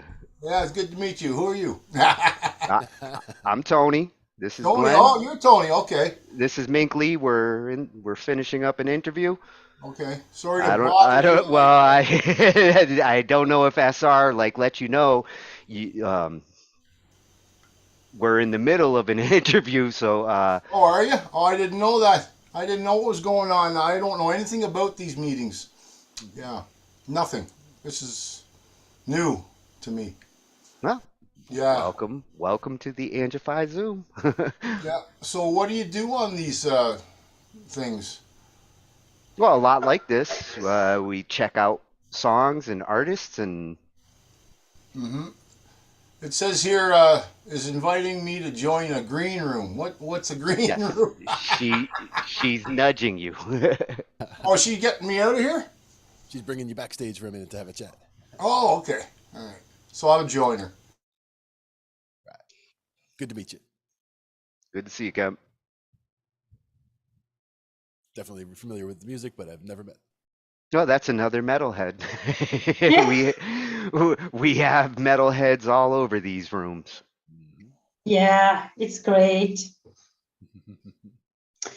It's yeah, I really like as I've come to understand now when in Berlin when it's like you making metal, it's kind of a small piece of all the music. I've never thought about it like that before, but it's like I think it's a lot of love among metal people. Oh, It's passion, and it's like everybody gets their anger out in the yeah. music, One so they thing, can be calm and nice. one thing we have noticed in all the different communities on BandLab, the metal community is one of the strongest, tight knit. Mm, Everybody kind of knows everybody. Yep. yeah, I understand. Yeah, it's awesome to be a part of this. Really, I'm so lucky. Really. Oh, and you are definitely a part of it. Antiphone approved. Yeah, it's approved. He's a good judge. I'm too messy for him. It's too messy music, but I think he thinks I'm fun at least. See, he even seconded it. Yep. He's the brainchild behind the pop to metal. Yeah, cool. Yeah, I'm so happy for tonight. It's Oh, me too. I was really looking forward to going through the. I mean, I had already gone through the album and a couple of them over and over, but I was really looking forward to hearing your insight and how you just went about this. It was fascinating. I'm so happy you wondered about it, and I got to talk about it. Amazing, really. It's so fun to be an artist and talk about your own music with expert musicians. It couldn't be better, you know. Amazing. Had And the I look- greatest finding inspiration out there. evening. Only Yeah, find inspiration out there wherever we find it. Keep on going. Keep doing music. I find a Inspiration lot. is everywhere. I find a lot of inspiration in that kind of experimenting. That kind of creative experimenting is the part of music I love the most. Thank you. I'm so happy you do. We're not going to create new genres unless we explore. That's true. That's true. Yeah. And everything has to evolve in some way, because we all want to evolve as persons in some way, I think. Yeah. I So think that's part of being an artist and doing what you do the way you do, it helps you to evolve as a person. And evolving as a person helps you to evolve as an artist. absolutely, absolutely. That's one of the reasons I'm so happy I found this place, this wonderful place where I got friends now. I have friends in real You have life. friends here? I do, yeah. I do have friends in real life, and they are amazing. But here I have no friend in real life, or you know, living nearby, that share the same passion, that you can go on and on for hours about some small stuffs, or big stuffs about music, whatever Oh. about music, because they like, they don't listen, and no, Yeah, it I doesn't haven't work, had the communication. I haven't had musical friends physically around me for almost 10, 15 years. If it wasn't for something like Band Lab, I would have been going stir crazy, because where I live now, I don't have any friends. I live in the I mountains. see. I see. It's amazing, this community, and we all who's here think so. I hope, because otherwise we wouldn't be here. So yeah, as I said, it's like chatting, sharing music, bouncing ideas. It's like, if I did that with my best friend here in Sweden, it would be like it shouldn't work if not having the same passion for music. So that's so cool when it all just fits. Yeah, it's funny. A lot of my best friends when I was younger, none of them were musicians. No. I mean, I had friends in my bands. I was friends with my bandmates, but like, my best friends, none of them were musicians. No, it's so different. I wasn't either until recently, so everything can change, and that's great too. Well, you are officially a musician.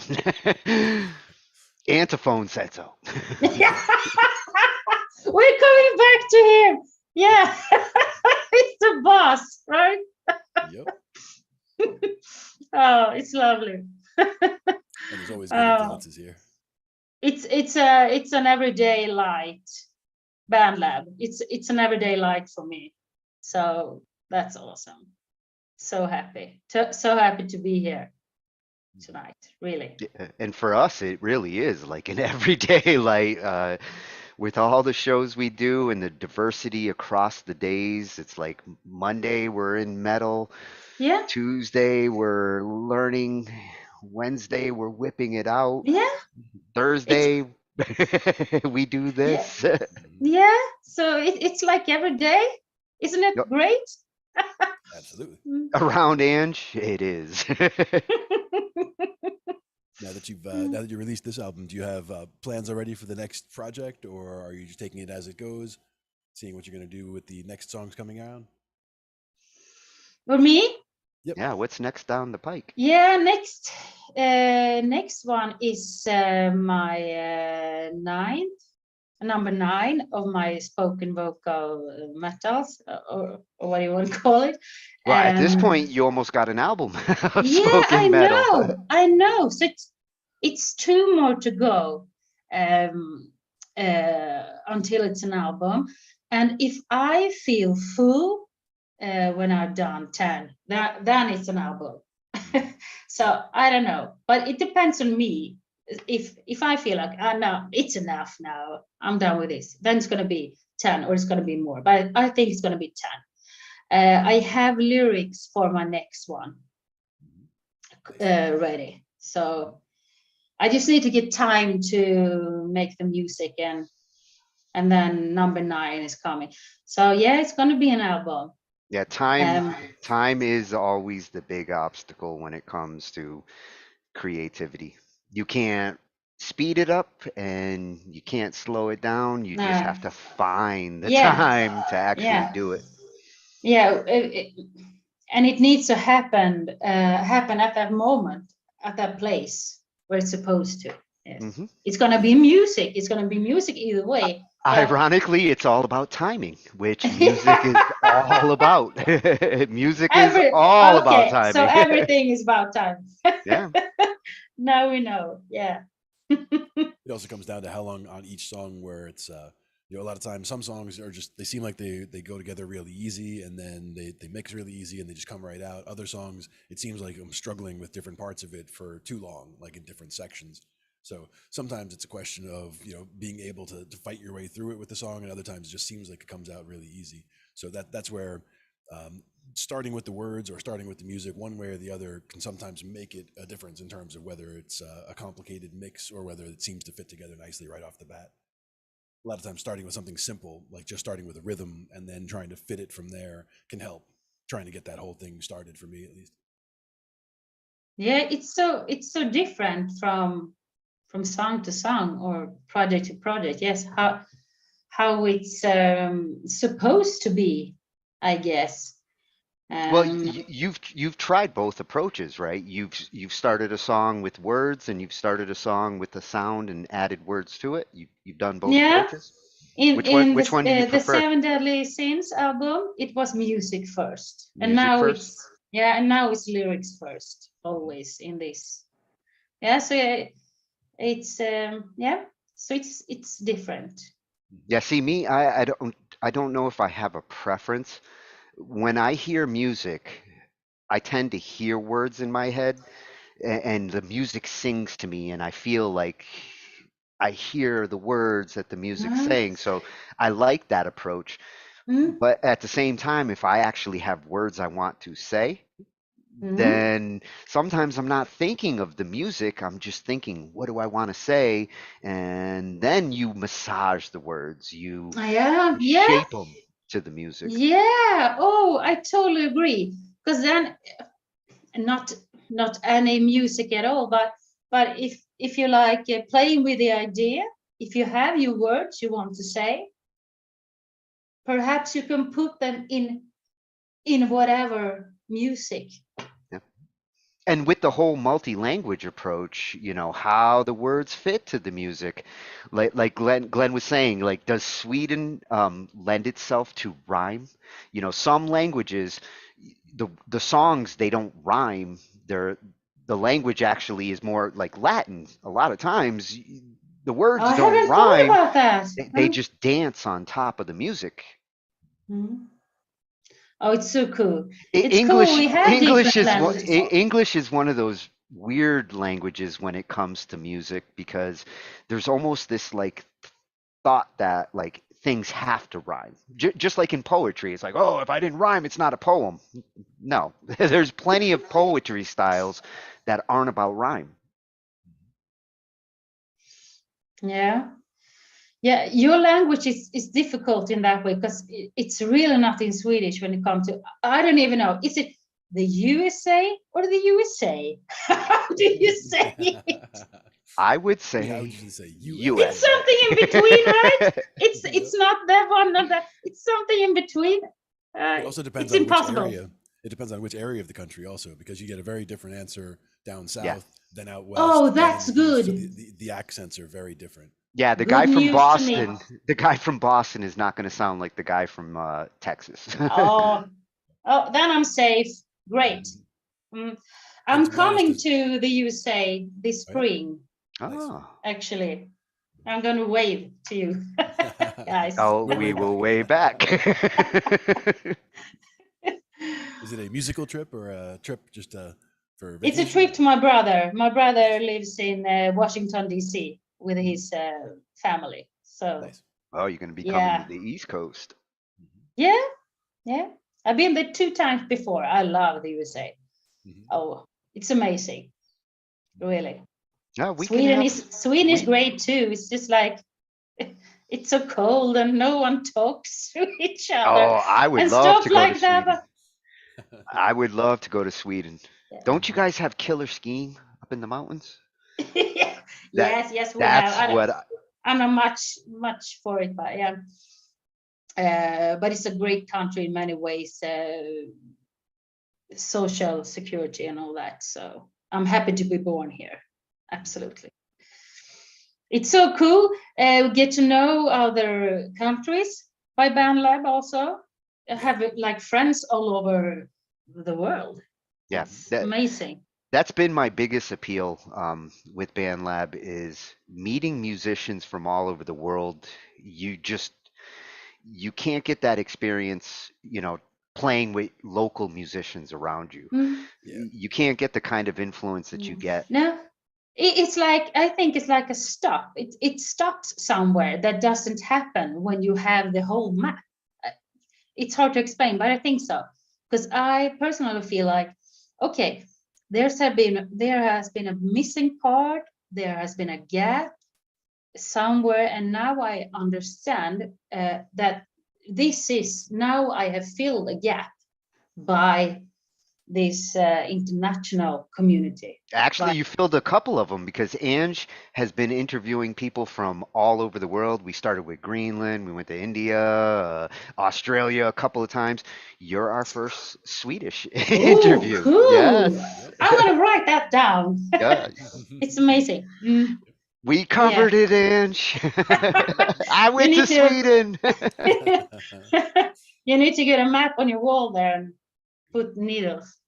And you It's got to visit cool. a little bit of Maine, the mountains there too, because that outside view you got of Tony over there. That's you'll see stuff outside there in the mountains there by him. Oh, if you catch it earlier in the day, you see some amazing stuff. Occasionally you see a meteor shower go by, a meteor streak, shooting star. There might be a moose. Yeah, mooses we have. I don't have so many mountains here. No. Yeah, it's home, home is home and it's great. Yeah. So that's nice. I like it here, but I like to have this space, as I told you. I feel like the world tend to be a bit small, as you talked about, like how you can develop in your little group with a little band. I haven't been through that journey, but I think I get what you mean, because when you get to know people from different countries, it's so many influences, both in person and the music, and it's so enriching, or how you say in English. Yeah, definitely. Enriching So words. that's wonderful.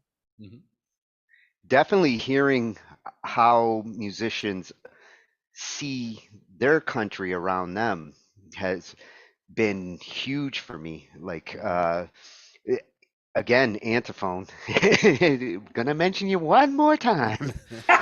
Yes, be 5 at least. Well, he's my German connection when I'm trying to understand, like, German music.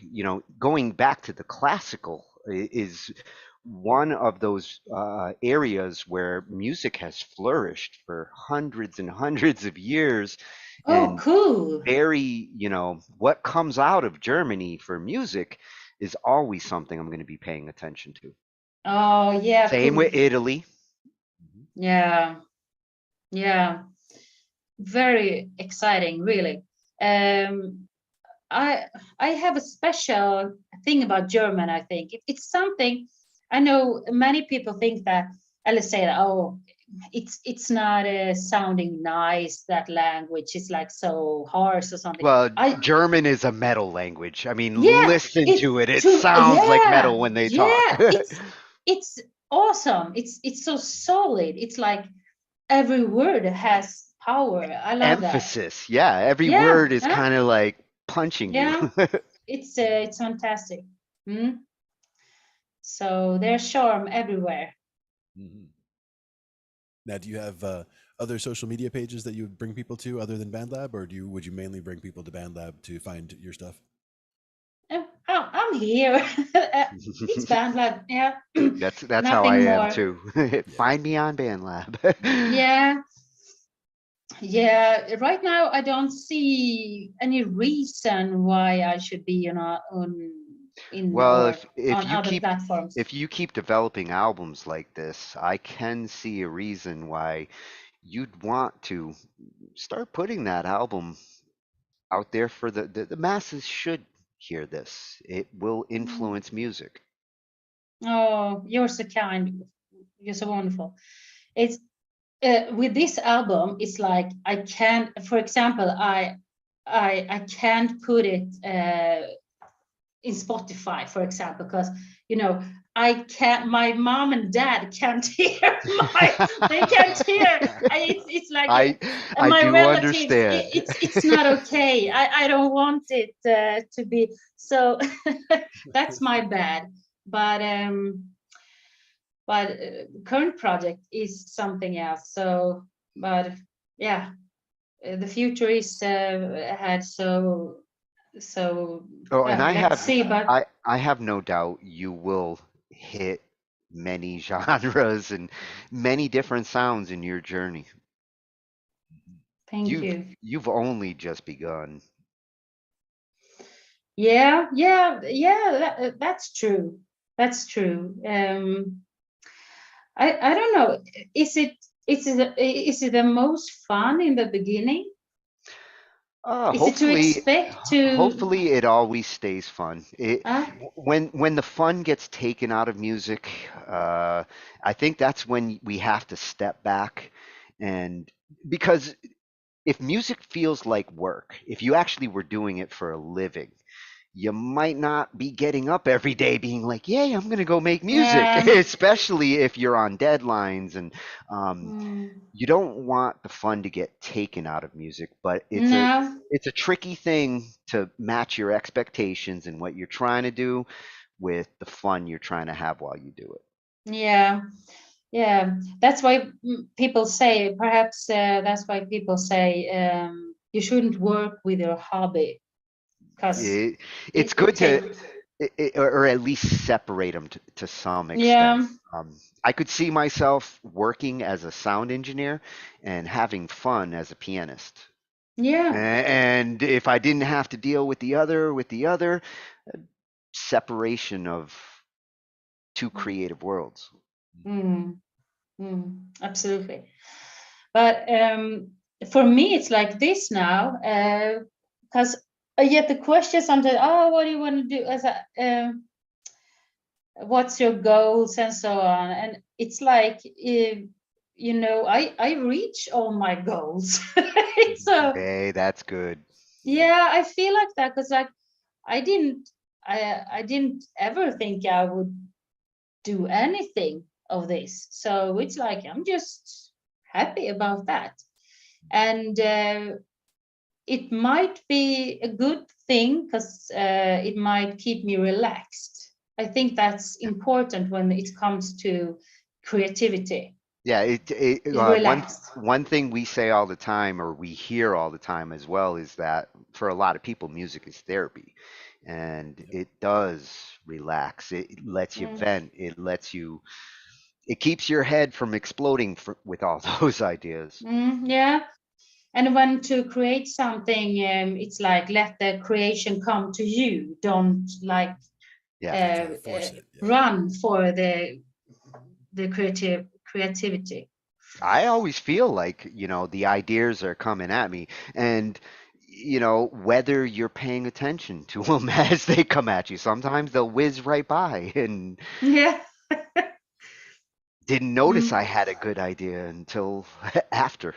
Yeah, yeah, yeah. There's so many thoughts just in one day. So it's exciting what makes something and what just disappears. Yeah. I think. The fact that the tools have gotten so much better over the years and so much more user friendly, so easy to use, to be able to just jot ideas down musically and come back to it later, or be able to jot something down and share it with somebody else to have their opinion. Yeah, And get easy them to involved collab. in it. It's Being really, easy to I love that. collab has helped Yeah. a lot. You know, I didn't have a clue you could like you could like make drums and guitars and bass out of like computer. It's Well, see, your creative mind has found a way to utilize that so fast. Uh, Like I said, in just the last year, in the time that from when you started forking me to what you're doing, some people take years before they start. It clicks in like, whoa, I can take this drum beat, I can take that guitar sound, and I can make music. Your creative mind assimilated those tools and you're running with it. thank you. Thank you. It's just so fun. It's like, oh, today I'm gonna go in and make it in the studio and pick some drums and do. It's it's pure happiness. So And when you're happy with the outcome, when you're happy with the yeah, sound and the final results, it is the most satisfying yeah, feeling. yes, it is. Yes, it is.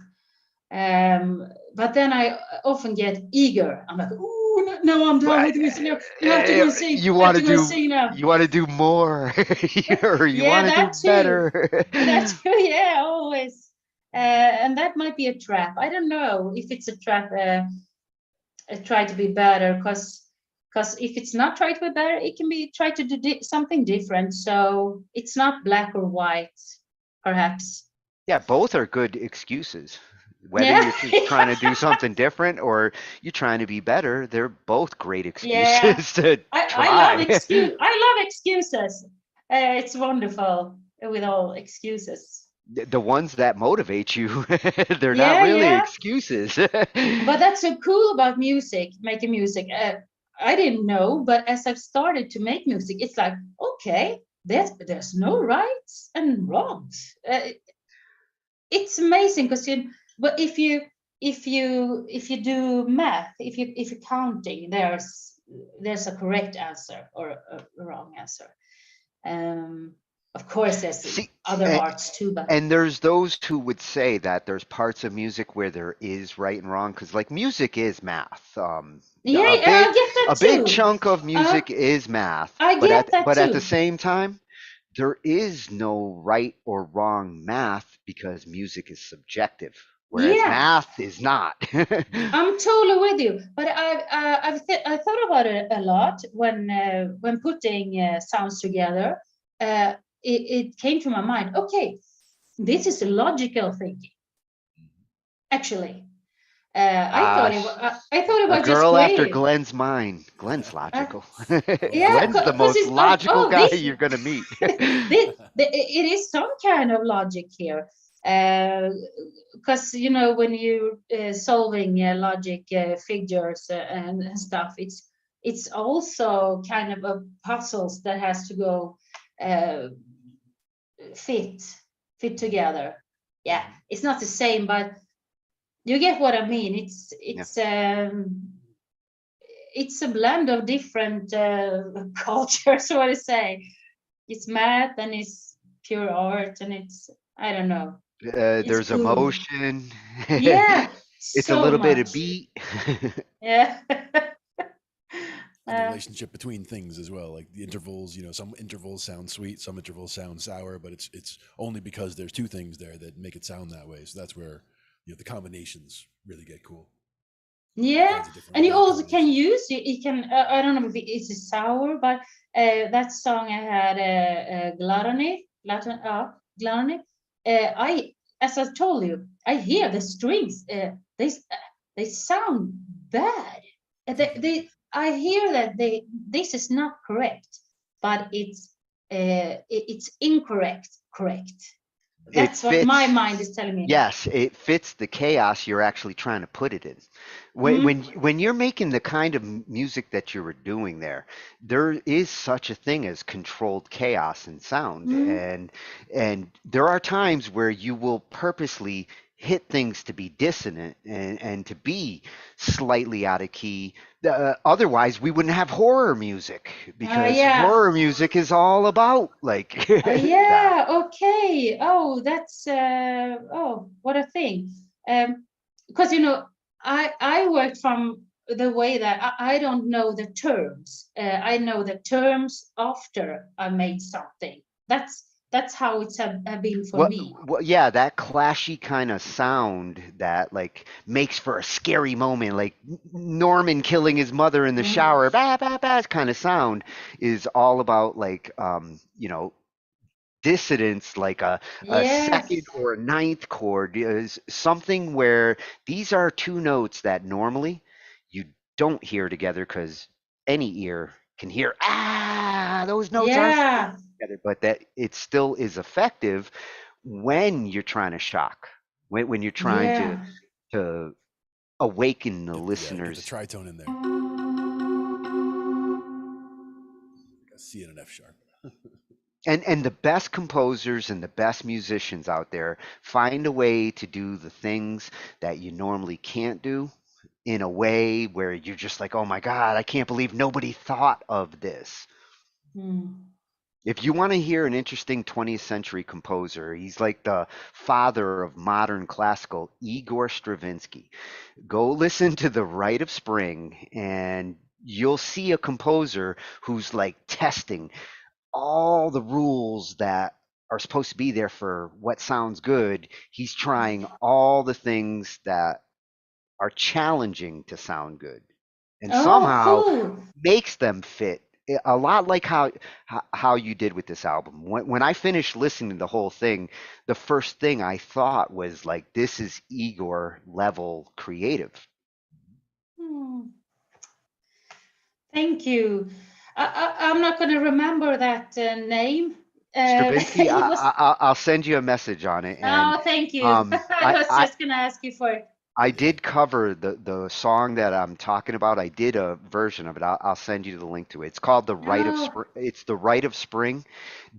It was a ballet. He was a Russian composer who was being commissioned to write a ballet, but he was a composer and he was trying to do some really crazy stuff in the early 20th century. The night the ballet came out, riots broke out in the streets, and the people who were there, like, they wanted their money back. They threw seats, and like literally there were riots in the city because they were so upset. They went to a ballet, but they were given a glimpse into 20th century composing. This wasn't classical music anymore. yeah, yeah. It wasn't classical. It was new classical, or he how to. he he So, wrote it in a classical style for yeah, orchestra, but he was purposely hitting crazy yeah, chords and doing experiments that yeah, these people are like, this is not ballet, this is not classical music. yeah, yeah. And and it's part of the evolution, right? Because and also that. he's considered like the father of modern classical because he had the balls to go out there and do it in a very different way than traditional classical had been done for 300 years. Oh, so cool. Because yeah, it really turned to something new, solid then. And I bet that's also in that change, it must have been that other genres also took something from there and If that you if those you developed. if you look at all the modern composers who score the big ones for the movies, I guarantee you all of them are influenced by Igor Stravinsky because Oh, everything he was doing there became the horror music that you heard throughout the oh, 20th century. Telling you, oh, horror music is awesome. the spoken metal that you're doing is 21st century. You're bridging the gap. Oh, thank you. Oh, I'm blushing. I'm blushing all night long here. Keep it Oh, up. it's awesome. It's great to hear, really. I have some really provocative lyrics there also, but Yeah. And ah, don't be afraid to be provocative. no. Hell, if you can come out with lust, Yeah, then yeah, anything I thought else so. should be that much Actually, it's easier. like, okay, then I can talk about this and that, and yeah.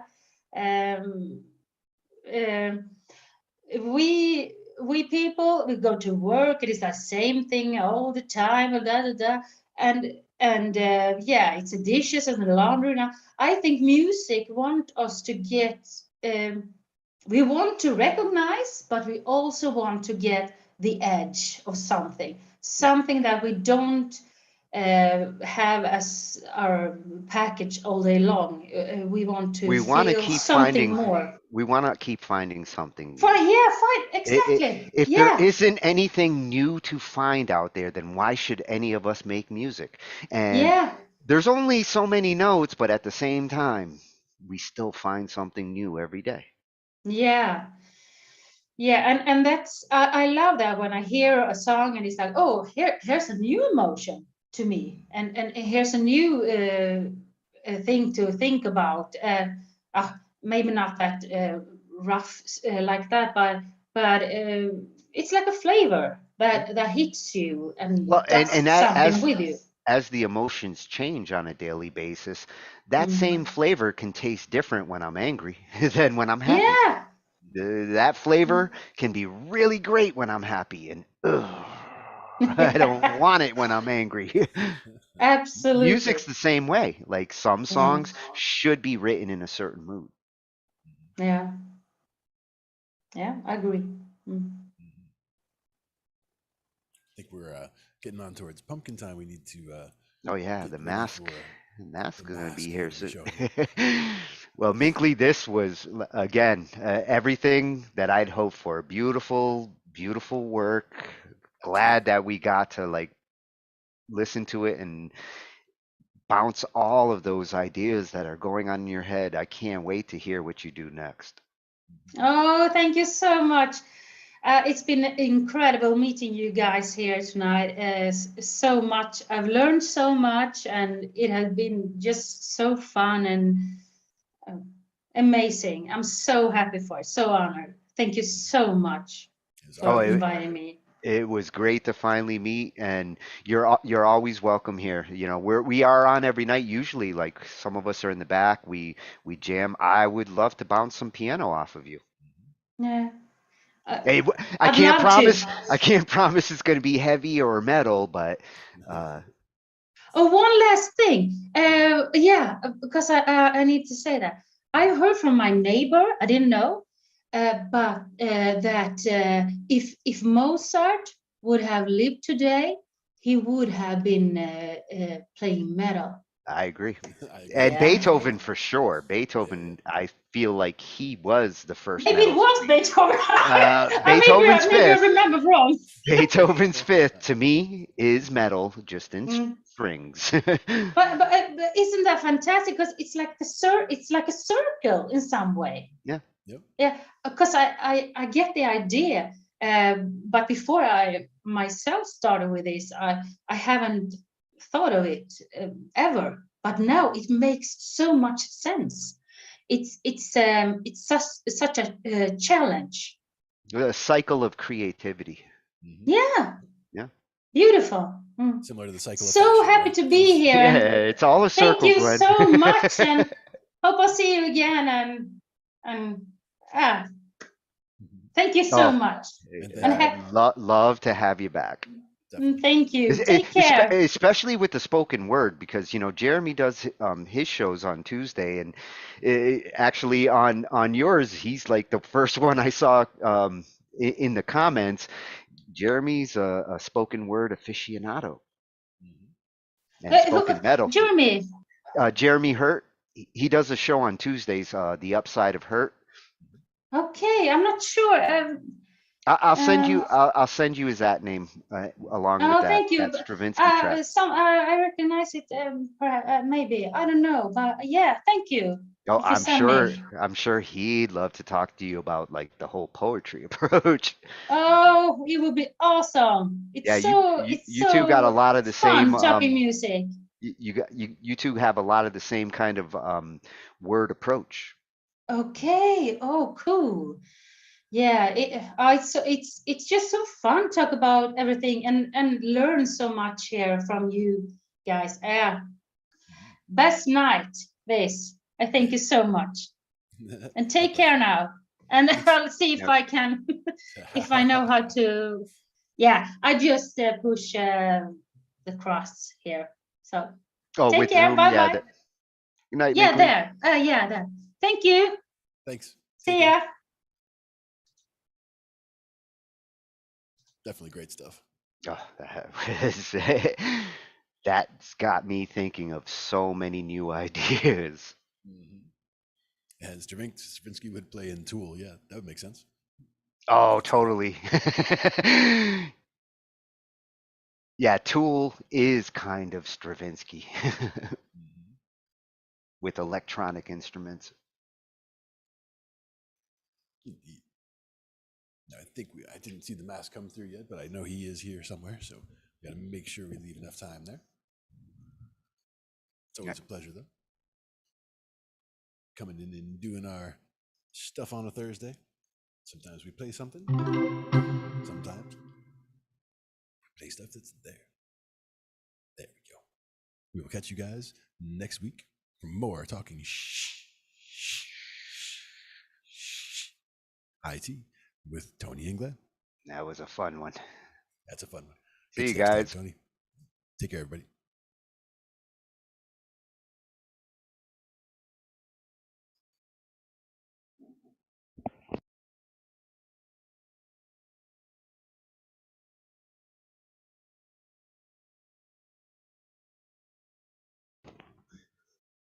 Oh, I hit my PP limit.